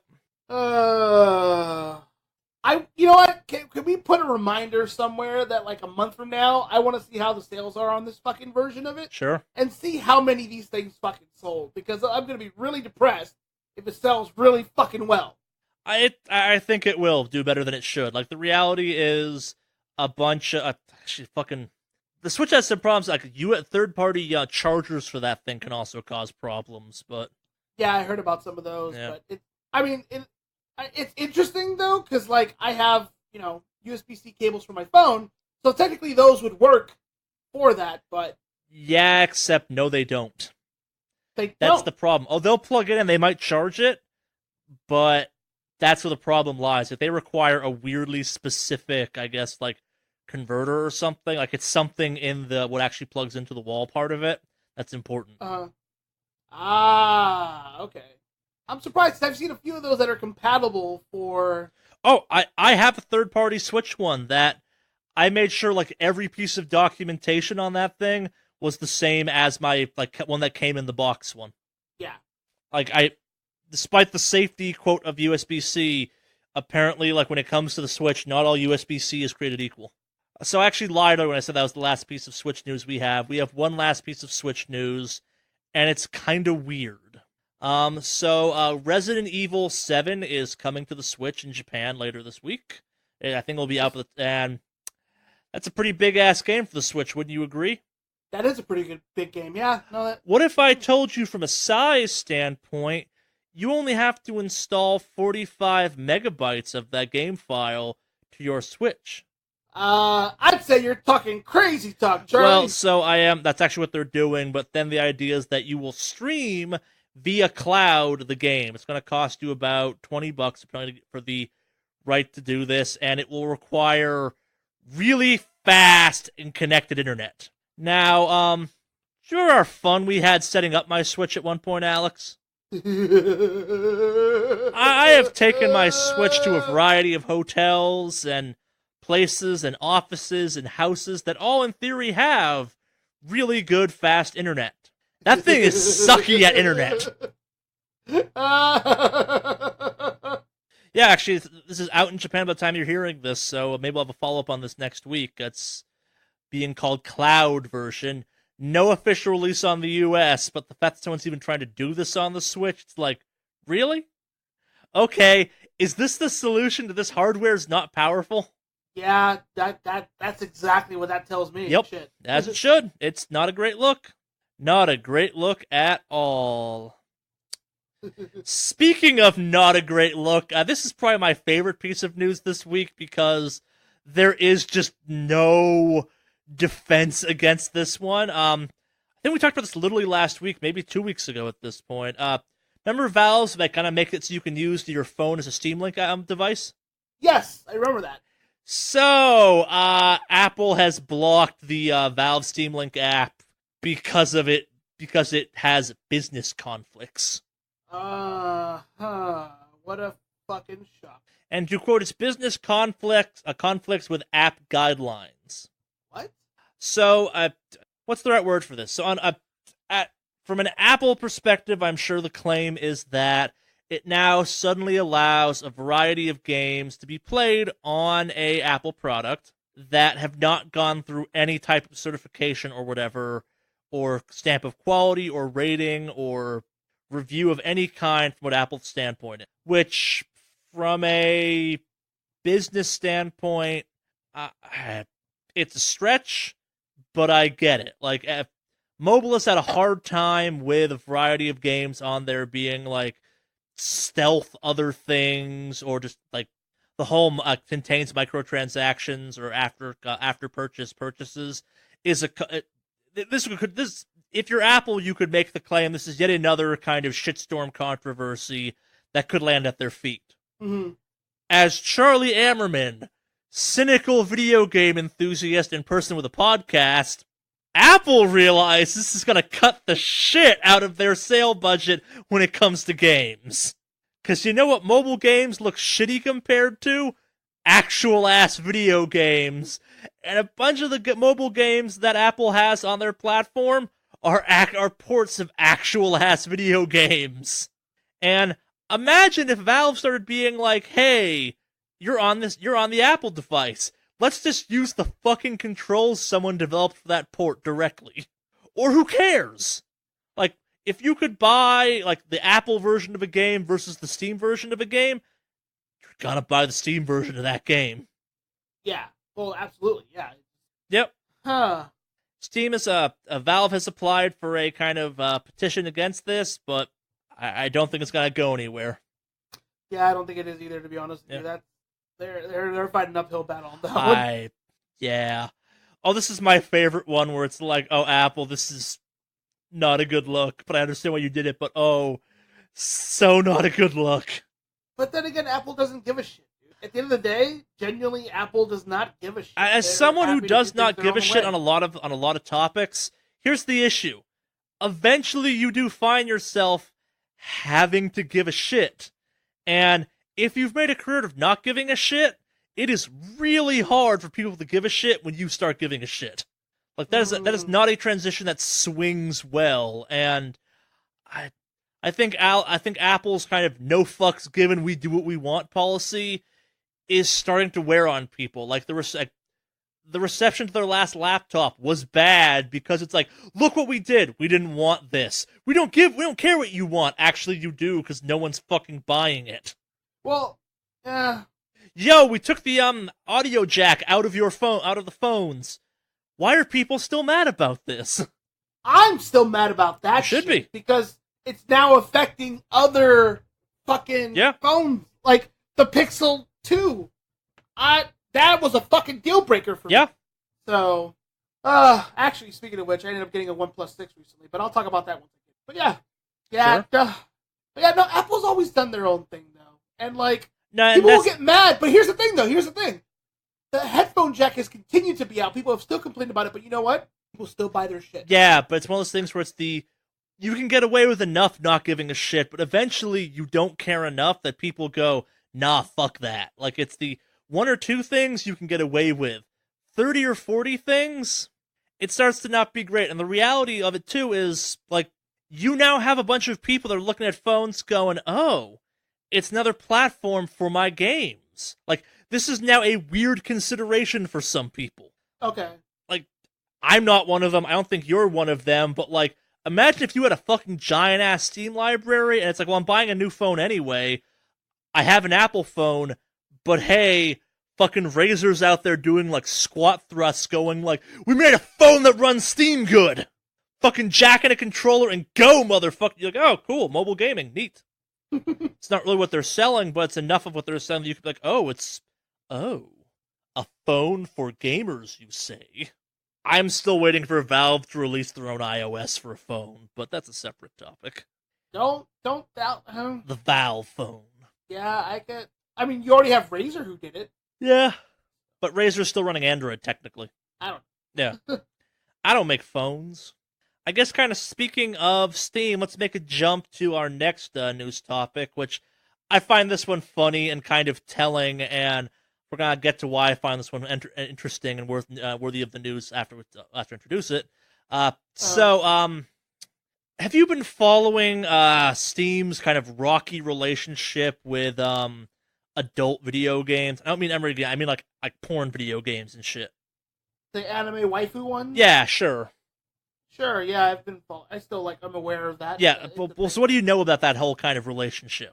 I just know it's a fucking thing and it's weird to me. Okay, so at its core, basically, it's Valve doesn't want to sell porn games on their platform, and they have every right to make that stance. So there's been kind of like, depending on the game, some would sneak through occasionally, and then they get caught. And the ultimate solution for many was you would sell a cleaned up version of your game, and then from a website offer a free patch that like put that porn shit back in.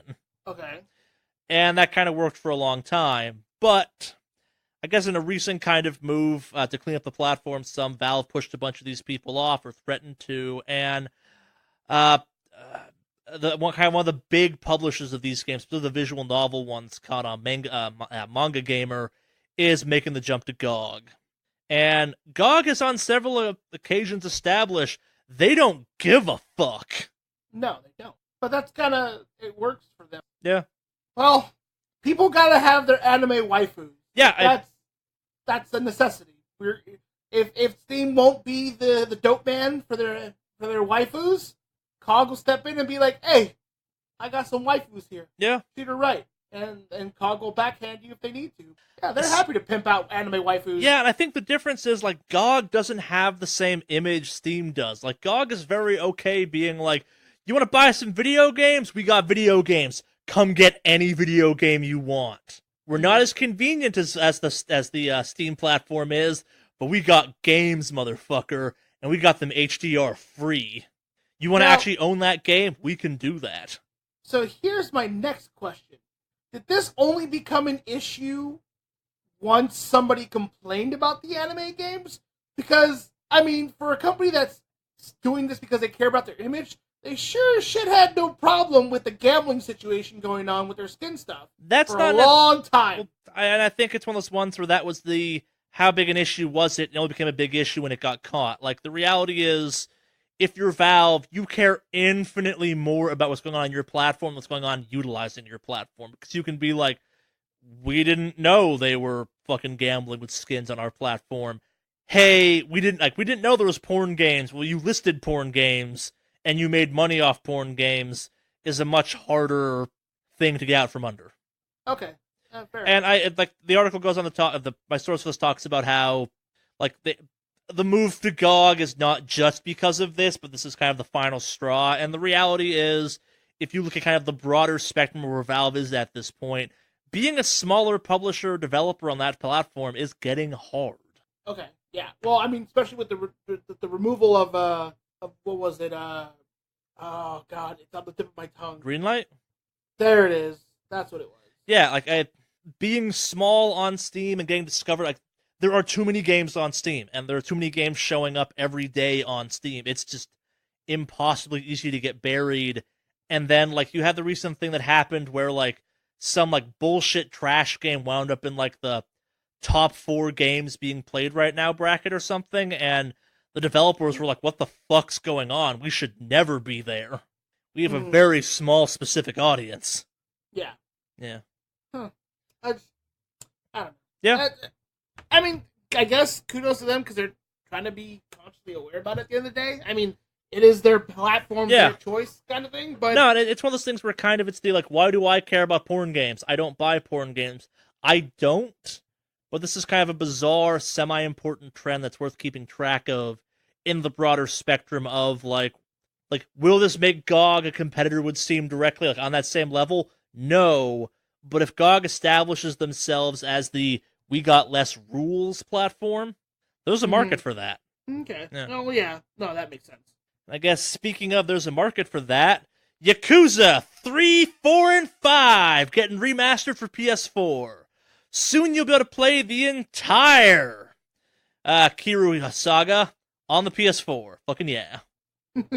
Yeah, so if you wanted to get your Yakuza fix, there you go, boys and girls. As someone who thinks you should play all of the Yakuza games in order to kind of get the real gist of what those games are about, I'm excited about this shit, especially because this implies there'll be like a fucking Yakuza Kiryu box set at some point that I would be totally down to buy, because that thing sounds nuts. Mm-hmm. They're getting full kind of HD remasters, 60 frames a second. So yeah, eat your heart out, Yakuza fans. I may, once I finally beat God of War, I may finally try that, the Yakuza series. They are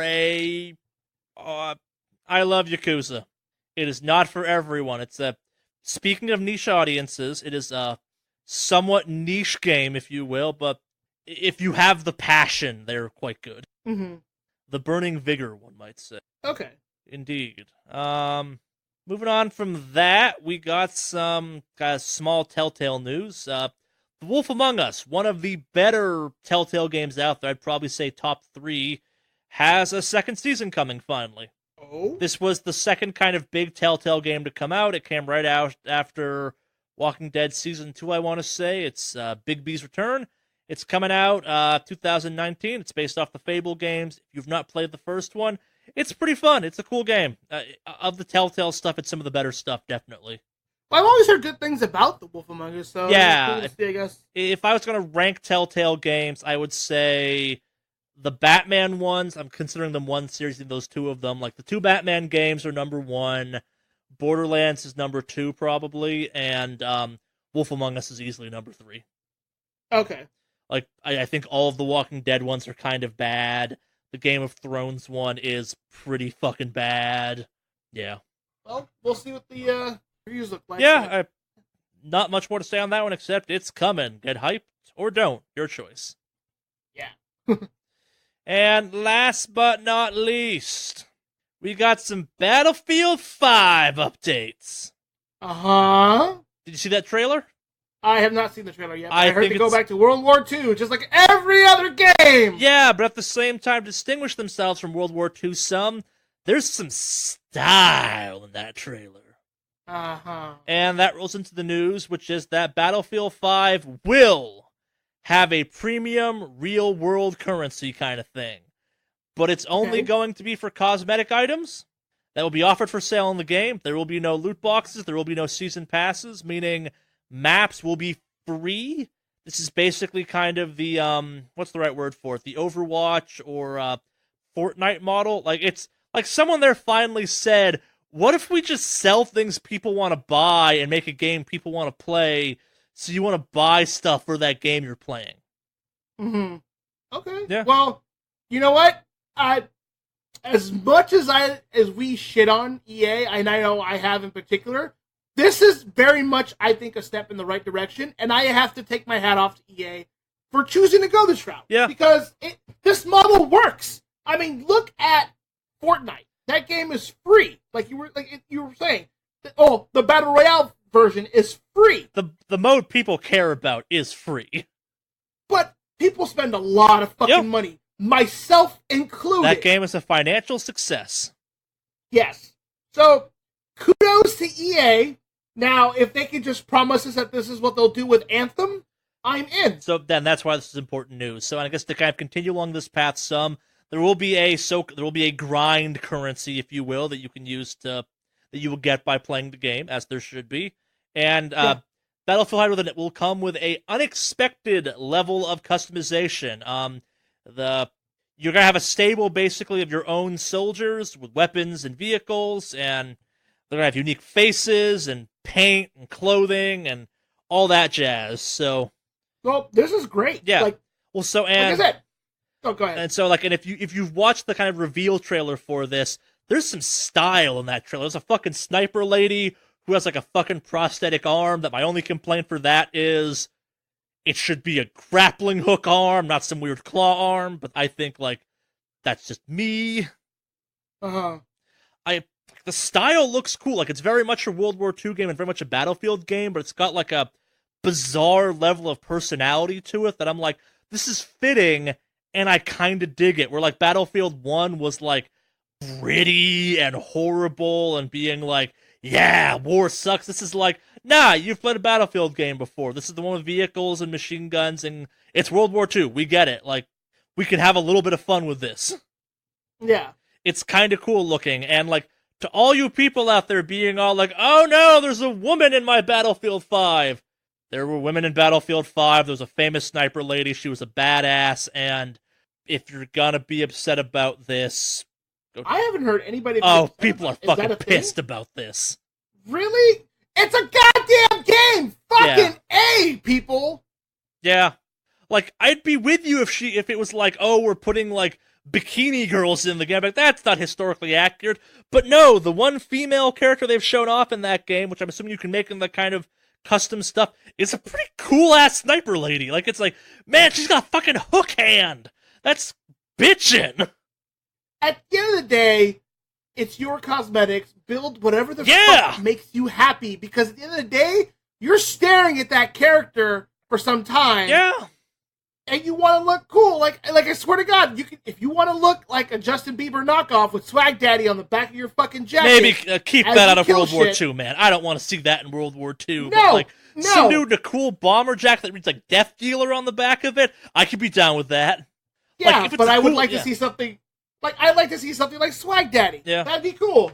Give everyone a choice. But here's the thing, if you're going to get mad that they had a female character in the fucking game, don't buy the game, stay mad, and just go fuck yourself. Yeah. Like, at the end of the day, look, I would honestly make a female character because female characters are fucking cool sometimes. Like, I like the idea of a female assassin or some sort of sniper, thing, and it technically it's accurate. Female tanks are rad. That's why Zarya's cool. Exactly. So, God, the fact that this became an issue is so annoying because, like, at the end of the day, don't care. Like, do what makes you happy. And bitching about this on the internet makes these people happy, apparently.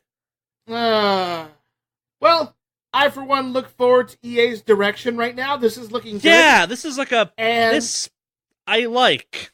This is very much a breath of fresh air. And like I said, I gave him a lot of shit for Battlefront. Yep. And,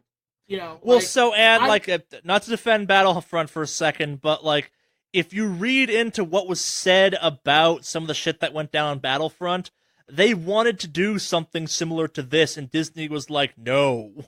Really? Yeah, like I think we talked about this maybe too briefly for you to catch it, but, like, someone uncovered, like, a customization system in Battlefront's code for, like, hey, customize your Stormtrooper and shit.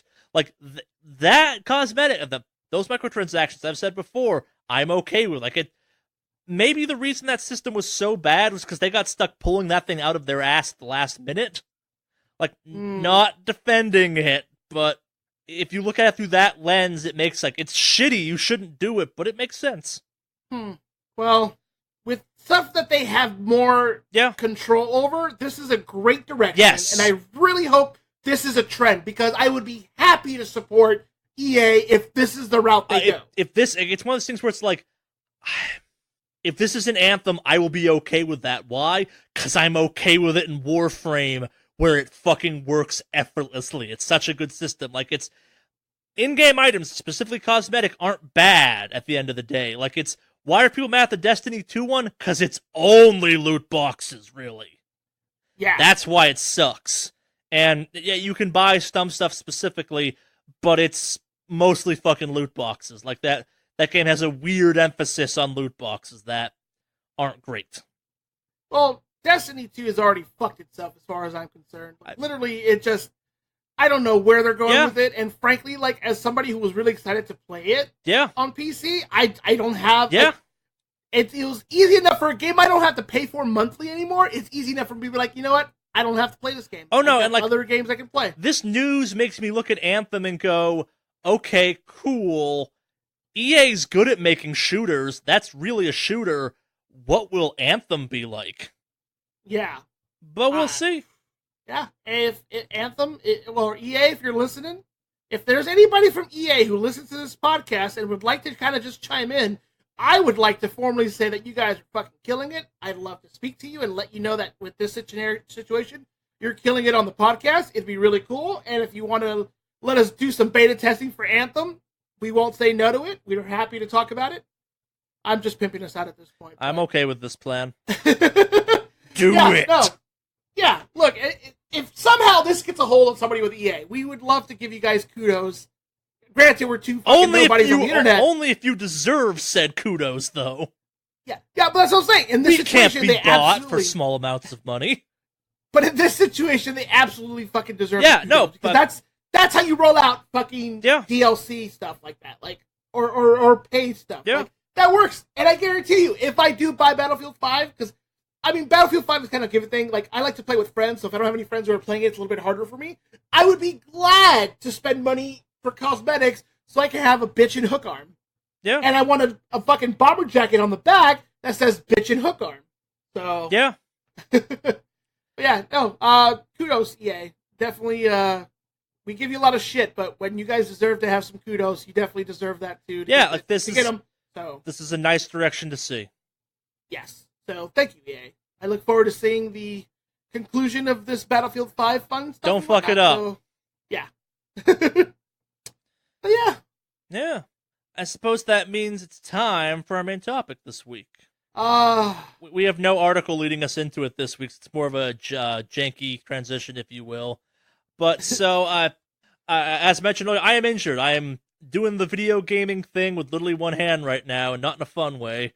I floated the idea to Alex this week of the idea of like, hey, what video games have you played? You've been like stupid sick or injured, and you probably got some stories, and I got some stories. So welcome to video games you can play when you're fucked up, not chemically but physically.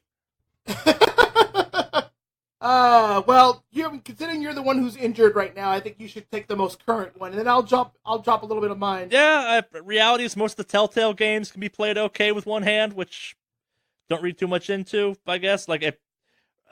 I'm enjoying Detroit in spite of Detroit because I can play it with one hand. Like, I've actually gone back and played Frostpunk some because, again, one hand. Like, lots of RTSs can be played with one hand, especially if you're, like, they're maybe better with two, but, like Eve is weirdly good with just a mouse. Like, I mapped all the stuff to my MMO controller, and I'm like, yeah, I can fucking mouse around and click buttons. This is cool. FPS is not so much. Like, I was all psyched to play more Destiny, and then I broke my shoulder, and I'm like, yeah, that's not happening. Fuck that. Oh well. Maybe fighting games, but probably not.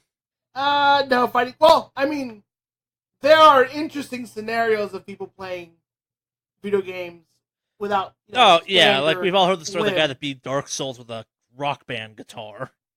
Yeah, like, or when you go into the whole thing with like, what is it? The guys on Overwatch who do the things where they do the weird versions of like the what is it? I think there was a guy who played Lucio with like a DJ table set up. Fucking DJ Hero, motherfuckers. That's right. Yeah. I don't know if you ever saw that. There's a whole series that gets posted on Reddit of these guys who try to play. There's a guy who modified a little like Nerf bow to play as Hanzo. Sure. It worked. So, but anyway, going back to our main topic, I'm going off course here, but like, yeah, I mean, I could see MMOs being pretty easy to play. Like, I mean, most aren't. You need that WASD for a lot of them. So, I mean, I guess it depends on your injury. I happen to have been able to play World of Warcraft when I broke the tip of my index finger. That's not an injury. That's an inconvenience. No. So here's the thing. I broke it on my left hand, which is where I would use WASD. That's not an injury, that's an inconvenience. No. Because you also have to be able to hit buttons, and muscle memory-wise, you have to be able to hit them. You just react with your index finger. So I was not able to, I wasn't able to use my normal macro setup, which actually lets me segue into the idea that to the fact that I started using a Naga mouse. Because that's specifically when I bought it, because I couldn't hit any of my normal keys and keybinds playing World of Warcraft. So, I fractured my index finger, so I couldn't do that. But I did get a workaround around it, and I got using the Naga mouse. And doesn't my lord need to press his buttons for him? God. It worked. So, yeah, let's see. Oh, walk it off, Buttercup. Shut up. I made it work, and I had a raid night. And you know how hard it was? And how many times I fucking hurt my finger trying to, like, out of muscle memory, keep hitting the goddamn key that I'm used to hitting? Put it in a sling and play through. You can't no, because then you fat finger stuff, and it just makes things even worse. Then you put, like, a bouncy ball thing on the key you need to hit with that button so it's raised. Well, that's because WoW is a real MMO and Eve is a shit MMO. So, of course you can play it with one fucking hand. I'm sure there's someone sitting there going like, but what about this part of Eve you don't know about, Charlie? And that's probably true. I don't know about it. What about, well, I would also say maybe, let's see. You could play RTS games, maybe. Yeah, I mentioned that. Like, yeah, I am that weirdo that never bothered to fucking use keybinds when they played StarCraft. I never did too. I should have, but I didn't. Could you play Diablo 3 with just the mouse if you had like the buttons? If you had like the powers mapped to the number keys?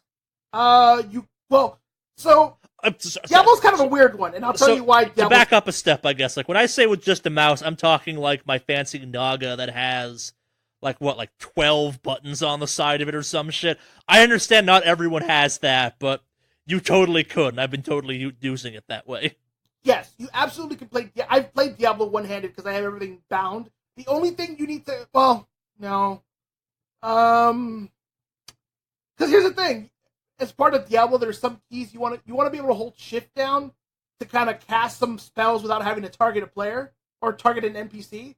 So it makes it a little bit difficult, but you can definitely run through some classes with just the one-handed. Yeah, like Monk, you could totally do one-handed. I've done Warrior Monk one-handed. Yeah. Or Barbarian. It was a whirlwind barb, so I literally just right-clicked my way to victory.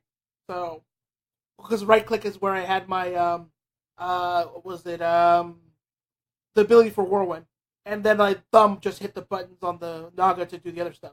But yeah, there's not a lot. I mean, it is kind of hard, especially if you're just used to doing it a certain way. Yeah. Like, I guess, like, racing games technically match this criteria, because you could, like, go the joystick approach for flying ones, and, like, I can drive a car one-handed. I'm pretty sure I could drive a, racing wheel one-handed.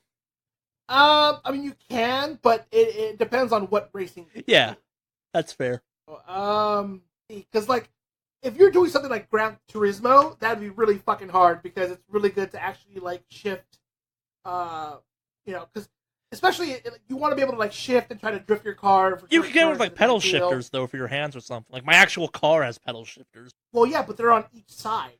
Yeah, but they have, like, both ones on both sides. Do they have that? Okay. Yeah, I have up and down on both sides. Okay. Well, I mean, if there's a will, there's a way. And to be honest with you, like, with most games, there is very much a will. Yeah, I still love looking at those, like, crazy console ones that, like, remap everything to one side. Like, that's always my favorite one, where it's like, that is some insane ingenuity, dude. Mm-hmm. Trying to think of other games.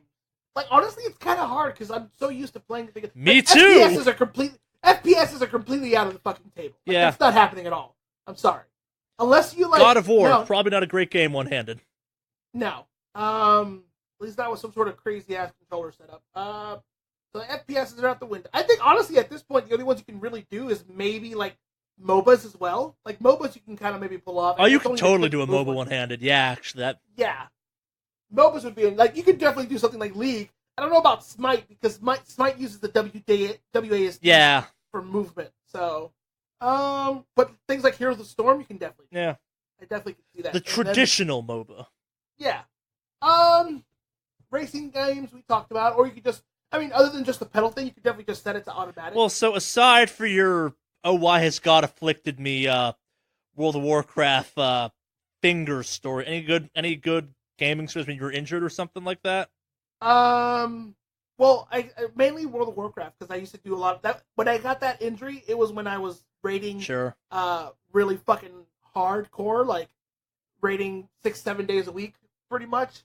Because we're trying to go for server first for Lich King and server first on the mounts, which we ended up getting for the 10-man version. We did get server first on that, which was nice. I can't think of any other games I played well actually in, like, ones that would, like, if I had a leg injury, I'd be fine. Yeah. The whole point is it's injuries to the hands or the arms. I can't think of anything other games other than pretty much like RTSs, MOBAs, and World of Warcraft. And even then, if you play RTSs where you use the macros, you're kind of fucked. Yeah. So that's subjective. I know a friend who he got big into guitar. He broke his arm or something like that, and he found he could actually hold like a Guitar Hero controller weird and actually play it still. Like he had to put it in his lap and shit like that. But that worked out well for him. Got really into that for a little while. Can't play Guitar Hero normal now though. No, Guitar Hero's out of the table entirely. No, like as long as you had your fingers, you could play. I guess access. Like if I could play that game lefty, I could totally play Guitar Hero. Okay, because I could just use my left hand to strum. I think I'm thinking an obvious one that I got really into when I was injured at some point, but I have a friend that's injured by video games. Wait, what? He has severe motion sickness or sensitivity, and as a result, like anything first person is off the table for him. And I'm not talking like it's like a mild reaction, he feels queasy. Like he will straight pass the fuck out and throw up on himself. Okay. It's not it's not a long reaction. Like, it was over at my house. I was showing him, like, and it's not every game ever in an FPS, but like I was showing him Killzone Shadowfall at one point, and the movement in that game, or I had the sensitivity cranked up high enough that like 1 second he was fine, and the next one he passed out and fell off my couch. I've seen people act like that in certain games. Like, I know Portal was a big one for some people. Like, I know people who could not either watch Portal playthroughs or play Portal because just all the weird physics and the motion in that game totally fucked with them. So yeah, I think he's one of those Portal people. Early concept for SWS joke actually was I used to have an idea that I was going to have a game where it was like what game, like how fast, like a review score for a game based on how fast that game made him throw up. How long did it take? I never actually did any videos for it, but I thought it'd be funny to do like a video series where like it's we're gonna play a bunch of popular games, like we're gonna rate them based on how long it takes my friend to throw up as part of it. 30 seconds, not a good game.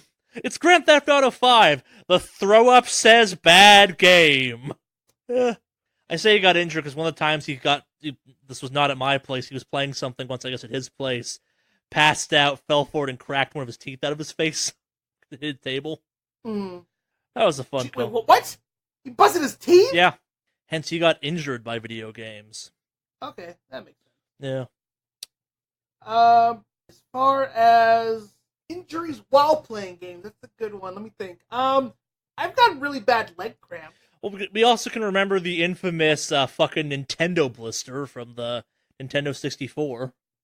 Oh, fuck, that's right, yeah. That Nintendo blister was no fucking I went to school with so many fuckers that were, like, proud to have that. Like, that looks like, it's like, oh, I got this blister from my Nintendo 64. I'm like, that looks painful.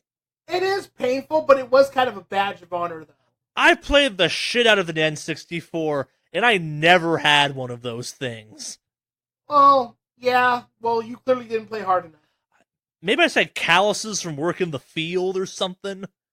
I mean, yeah, if you have callous hands, then definitely you're not getting fucking blisters. Oh, so you were soft is what I'm hearing. My hands are pretty soft, but they never got blisters. They did get red, but they never got blisters. I went to school with some kids that had, like, fucking, like, holes starting to be burned into their hands and shit like that. That's like rubbed several layers raw, fucking, like, stigmata, blood coming out of it. You're like, damn, you fucking love that Mario Party, don't you, fucker? Yeah.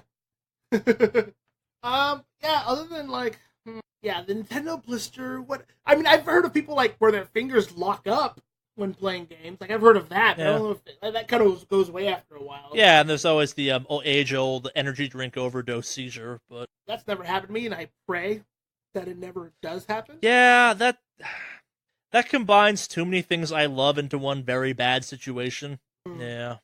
I also would not want that. Yeah, I can't think of any other injuries that would be like a highlight, to be honest with you. Nah, that's fair. That's for the main topic, which means it's time for emails.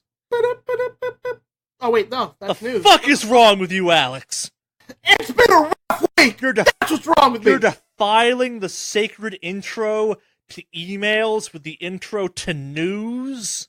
I'm having a rough week, Charlie. Be nice. That's no excuse. Professionalism, goddammit. Be nice to me! Never. Okay, fine. So we have no official emails this week, but if you wanted to contact us, Alex, how would you go about doing that? I could make up something long and convoluted, or I can simply tell you that the email address is wickedawesomecast@gmail.com. Again, that's wickedawesomecast@gmail.com.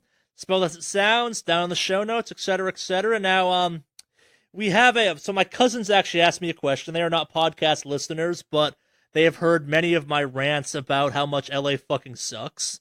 And they were in LA for a couple days, and they wanted us to answer the question. They asked me the question. I'm not making it a podcast question. If you wanted to avoid kind of the touristy shit of LA, but wanted to like do some real LA stuff, what should you do? If you really wanted to do some LA stuff, well, you have what I like to call the basic bitch. stuff you can do. Let's run through it. We got some time. All right. So first thing is you want to be obsessed with trying to get a good picture of the Hollywood sign. Good news and bad news. You can definitely find a lot of spots that are easy to get a good picture. The bad news is there are really good spots, but it's a fucking hassle to get there. A, because of parking. B, because of private owners who block off actual public walkways to get to said location. So, hiking up to the Hollywood sign to get a picture is probably one of the most basic things you can do when you come to LA. Better alternative, go to the Griffith Observatory. Great view, you get a nice picture, and you actually don't have to do a lot to get there. See, it's easy to find. I think the Hollywood sign is one of the most time-consuming, lame-ass things to do in LA. Hence why it makes the top of my basic bitch list of things to do in LA. Fair. I guess I was asked more for people that live in LA, like, what do you actually recommend doing that would be fun for a tourist? I would recommend checking out Olvera Street.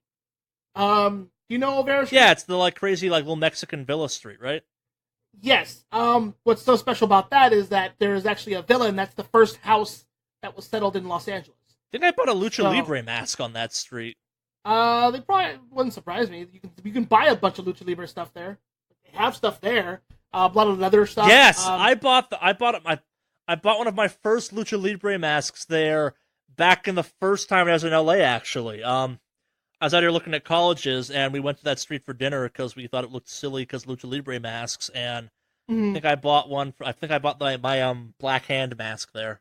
Okay, yeah, no, I definitely recommend Olvera Street. It's nice. It's not. People tend to be pretty nice there. They have a couple little Mexican restaurants that are pretty nice. Yeah. And you can do some shopping. So that's cool. Once you're done with that, you can dive a little more into somewhat more modern LA history, because that's very ancient LA history. And I say ancient because it's the first city that was planted there. In fact, little tidbit, the church that's there is also one of the first churches that was erected in the Los Angeles area. Huh. And it, to this day, still functioning, still open as a church. They still do ceremonies. They still do all sorts of stuff. They still have Sunday Mass there. So for those of you that kind of like churches and the architecture, if you like a lot of the building architecture stuff, a couple things on this list are really going to tickle your fancy. So yeah, Olvera Street's one of them. You definitely grab some food, enjoy some stuff, and you might, there's a restaurant that you go downstairs when you get there, somewhere in the middle of the actual Olvera Street thing, where they have mariachi walk around tables and play songs at your request. Or not play songs, even it's up to you. But it's a nice little LA flavor there for you. And then you can catch up to maybe a little more modern LA history and actually go across the street to Union Station. Again, if you're a big fan of moments in time frozen forever, Union Station is for you. It's really pretty.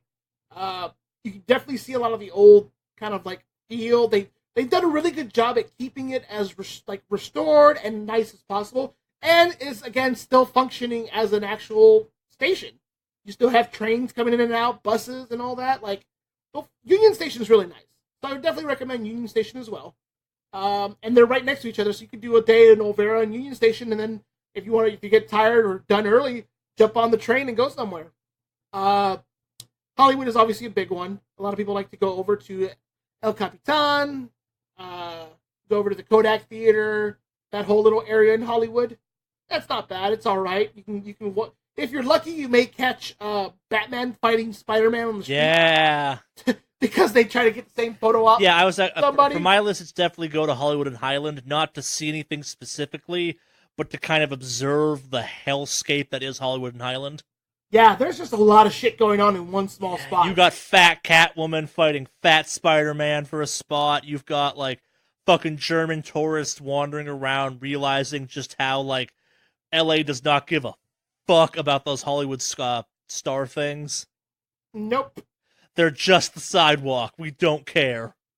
Yeah, honestly, pretty much. I kind of don't give a shit. It's a walkway I need to get to and from. That's all it serves its purpose for. I fucking love people that are into that stuff. And watching them realize, oh, this isn't something special. It's just a thing. Yeah. It's so fun to watch. What else is there? Santa Monica is nice. You can always go to Santa Monica. Never go to Santa Monica. Venice Beach. Santa Monica and Venice's beach is a fucking staple. They're- As much as you can say don't go there, people will always go there at least They're once. cool. They're giant time sinks, though. Like, going to them is a commitment. Everything in LA is a time sink commitment, though. Them especially it takes so. forever. They're like an end of the line kind of commitment. But the thing is, everything in LA is a time sink and a commitment. Like, that's the thing. Like, you can go somewhere and then you realize it's been a fucking day since you've done something. Like, LA is just kind of, there's so much here in a way. Like, don't get me wrong. Like, and I'm not saying this from a complaint angle. I'm just saying there's literally tons of stuff here in LA you can do, and you can easily burn a day. Like, you literally don't have to do much to end up burning an entire day. Getting to Santa Monica, seeing the stuff there, and then going down to Venice in alone will be the entire day. Easily. Yeah. Hollywood, easily a good chunk of the day. No, you can do that place like an hour or two. Yeah, but you'll be fucking exhausted from everything that's going on. Eh. I'm always burned out. Because here's the thing. You're assuming people are just going to walk outside. People are going to check out the shops. They're going to go. There's nothing worth checking out in Hollywood. Like, that's the thing. Like, it's an hour of watching the mayhem, and you should know there's nothing worth buying there. Here's the thing, though. As LA natives, we know that. No, as tourists, they don't know that. I'm answering the question of, like, if you're looking for really cool shit to do in LA, like maybe not the touristy shit, but, like, stuff that, like, you can brag to people about going to LA and doing, like, that's one of them. Like, you may not even know about this. Our coroner office out here has a museum, and they do tours. Oh, yeah. Well, there's also the Museum of Death. Which is pretty cool kind of fucked up. Yeah, but it's cool if you're into that kind of thing. The Getty Villa is a phenomenal place to go to. First of all, it's free, so you don't have to pay admission to go in. All you pay for is parking, which is like $6, and that's it. And the entire museum is free, and it's absolutely beautiful. It's right along PCH. I actually went there on an accidental date. Well, it was a date, but it was an accidental location. Mandy and I were going to Santa Monica to play Pokemon Go, and it was right around the height of the game being pretty fun and crazy, and realized that it was a fucking shitstorm trying to find a place to park that day. So we just started driving up PCH, and we found the villa, pulled in, paid our parking, and had a fantastic time checking out the Getty Villa. At the same time, if you're new to LA and you're going on a first date to either the observatory or there, it means your date is broke. No, because the restaurants inside there are a little bit costly. If you eat there, then yes. If you're just going there, though, specifically the observatory, it means your date is broke. And you know what? If you're going to judge your date on the fact that they took you somewhere nice to look at, you know what? I don't want to date you. If that's the angle you're going to approach me at, that I want to show you some really nice spot in LA, and your only thought is, oh, this guy's broke, you know what? I don't want to date you. The observatory is the #1 date spot in LA because it's free, dude. Yeah. If someone takes you to the observatory, they don't really care about that first date. I don't know. I think it'd be nice. Like, I've gone there for some other stuff there before. I've gone there on dates in the past. It's nice. Like, I actually enjoy it. But if you're going there for a first date, maybe a stretch. Golf and stuff is fun. We have a lot of little mini, like, things you can do. Golf and stuff, and, golf and stuff in particular is really interesting because it's the same place they filmed, I guess that little golf, putt-putt, mini golf, whatever you want to call it, spot from the Karate Kid. That's actually, the location is actually called Golf and Stuff. That place is kind of cool. Speed Zone, if you want to race some go-kart stuff, that's kind of nice. Yes, just kind of check out, but that's already going a little bit outside of LA. I would say definitely just depending on what kind of food you want. There's plenty of little restaurants. Little Tokyo has a ton of really good little restaurants. Don't go to any restaurant that has a celebrity in its name. No, don't do that. Nope, fuck that. I would actually recommend the Sneakin' Rose. It's kind of nice, especially if you like garlic. Yeah, I've heard. Jen wants to go there, actually. It's pretty nice. I went there before. They have garlic ice cream. Yeah. Yeah, just let that sink in. Garlic ice cream. I've had garlic ice cream before. Yeah. But yeah, other than that, I don't have any other spots that I would say that really stand out. I mean, I guess the La Brea Tar Pits, but again, that's a tourist destination. Yeah, I guess like if you're into museums, like the fucking art museum here is pretty famous, and it's got like one of the most Instagram spots in the entire fucking world out front with the the lights. But if you actually want a cool museum, the Peterson, which is right across the street, I think is a significantly more LA thing. Yeah, it's a car museum, and I think in the basement is where they have the Mach 5. Yep, I've been in the basement. Yeah. So if you like that, that's kind of cool. The quality of that place can differ depending on what they got on display, because like an Aston Martin is cool, but a room full of Aston Martins I find to be less cool. But last time I was there, they were doing like custom lowrider show, and that was pretty fucking sweet. Oh, nice. They had a pinata car. It was a car-sized pinata of a lowrider. Okay. Yeah. Natural History Museum is pretty cool. It's cool. It's not anything special. Well, it depends on what exhibit they have featured at the moment, kind of thing. Yeah, but that's like the one museum I can't recommend that place. I do like the California Science Center. That place is pretty cool. Again, it's cool, but at the same time, like it's not meaningfully better than any other museum of that style. I guess like, it's not uniquely LA. No, I'm not saying it's better. I'm just saying it's a pretty cool place to check out. If you're into museums, those are two definite staples. Yeah. Other than that, I can't think of anything else that really tickles my fancy. I don't like going out that much. To be honest some of the restaurants we've mentioned in the past, like Gorilla Mall, is a good one. Korean barbecue is definitely a good one. If you like endless meat Korean barbecue, definitely K-Town in general is kind of fun. Yeah. In particular, there's a spot in Koreatown called Shinjung, I think it is. They're 24-hour Korean barbecue. I have been drunk there. So, definitely good food, decent price, and the fact that they're 24 hours, and if you definitely want a meat fix at 5 a.m., they got you. So, yeah, there's a lot of little restaurants here and there. It depends on what you're looking for. Don't go to Trejo's Tacos. Unfortunately, it was a disappointment. Don't go to Pasadena. Pasadena sucks. There are certain parts that really suck. All of it sucks. They do have Slater's 50/50, which is pretty good. That's a good... There's that one, and then the Meat District, which is another really good restaurant out there. Yeah, but then you're in Pasadena. But then you're in Pasadena, yeah.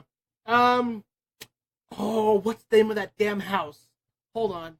I'm looking it up now because we talk about it a bunch at work. I think now that I'm thinking, if I'm thinking of the same thing. Oh, you can see our fucking music hall that don't go in it and don't spend too much time there, but like marvel at how fucking dumb it is. And the fact that for many years it was at the wrong end of a lawsuit that where the light would bounce off of it and superheat the apartment building across the street from it. They had to pay for those people's coolings. God, I'm looking for Doc Brown's house from Back to the Future. Is I forget the name. It's an actual name because that's in Pasadena. Huh. Yeah, it's the Gamble House. That's what it is. The Gamble House is pretty cool to go check out. They actually do tours of the house because it is obviously used as it is used for the movie, but it actually is a legit historic house in Pasadena. It was actually it was used. I think it was actually owned by the guys from Procter and Gamble, like the Gamble part. I think that was their home. Procter and Gamble. Yeah, David and Mary Gamble. And it's a really pretty style. Like it has a interesting combination of Japanese inspiration with a couple of other looks, but it actually, little tidbit, the house no longer belongs to anybody, personal owner. It's owned by the city of Pasadena and the USC School of Architecture. So my friend actually got a scholarship and he got to live there, which is kind of cool. That's nuts. I didn't know that was even a thing.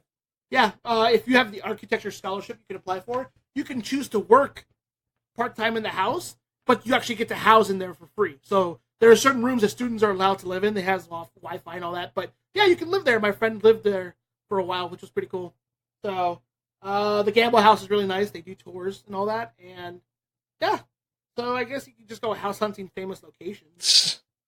Yeah, they don't do it anymore in the same way they used to. But the really trashy TMZ bus tour things used to get out of Hollywood and Highland.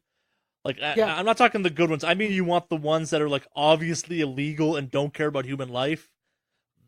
Those are fun because they're a manic episode of driving and almost running celebrities down to see them. Yeah. I don't have anything else as far as things to do, but if you have anything specific you'd like to email us about, I'd happy to go into some details. Yeah, don't do that. We're not a travel advisory podcast. The Wicked Awesome Tour. Maybe someday. But yeah, that's it for my list, I guess. Yeah. Got national parks, I guess, that are pretty. So close by, not alright, I guess. If you're into camping. Yeah. God, I hate camping. Oh, we went camping this weekend. Okay, good for you. Stop bragging about it. I stayed inside with a roof. It's just not the same. I don't know. I own my roof. Yeah, I got nothing else. Yeah, no, not real. That does it for this week, I suppose. Email-wise or question-wise. Means it's time to close out this very mournful, sad, complicated episode. Yeah. I did it last week, so I'm not doing it yet. You're I got ready. anything you got your the live stream will be done by the time this goes up, so if you want to check out the archives for that, can they find that on your YouTube channel or no? It'll show up under I guess live streams. You can send it to me and we can put it up on SWS too. We can actually do something with the channel. Sure. Yeah, I can do that. Okay. Yeah, I'll fire it off to you when it's done and all that. But yeah, by the time you hear this, I did a 12-hour live stream. Assuming no interruptions happen. Yeah, 12-hour live stream on Saturdays. By the time you're hearing this, I theoretically have 2 more weeks until my shoulder's healed, so that'll be good. Depending on what the doctor today says my fate for my shoulder is. I heal pretty, we'll see. Yeah. But yeah, if we got nothing else to talk about, I guess it's time to close this one out and say, cue them out.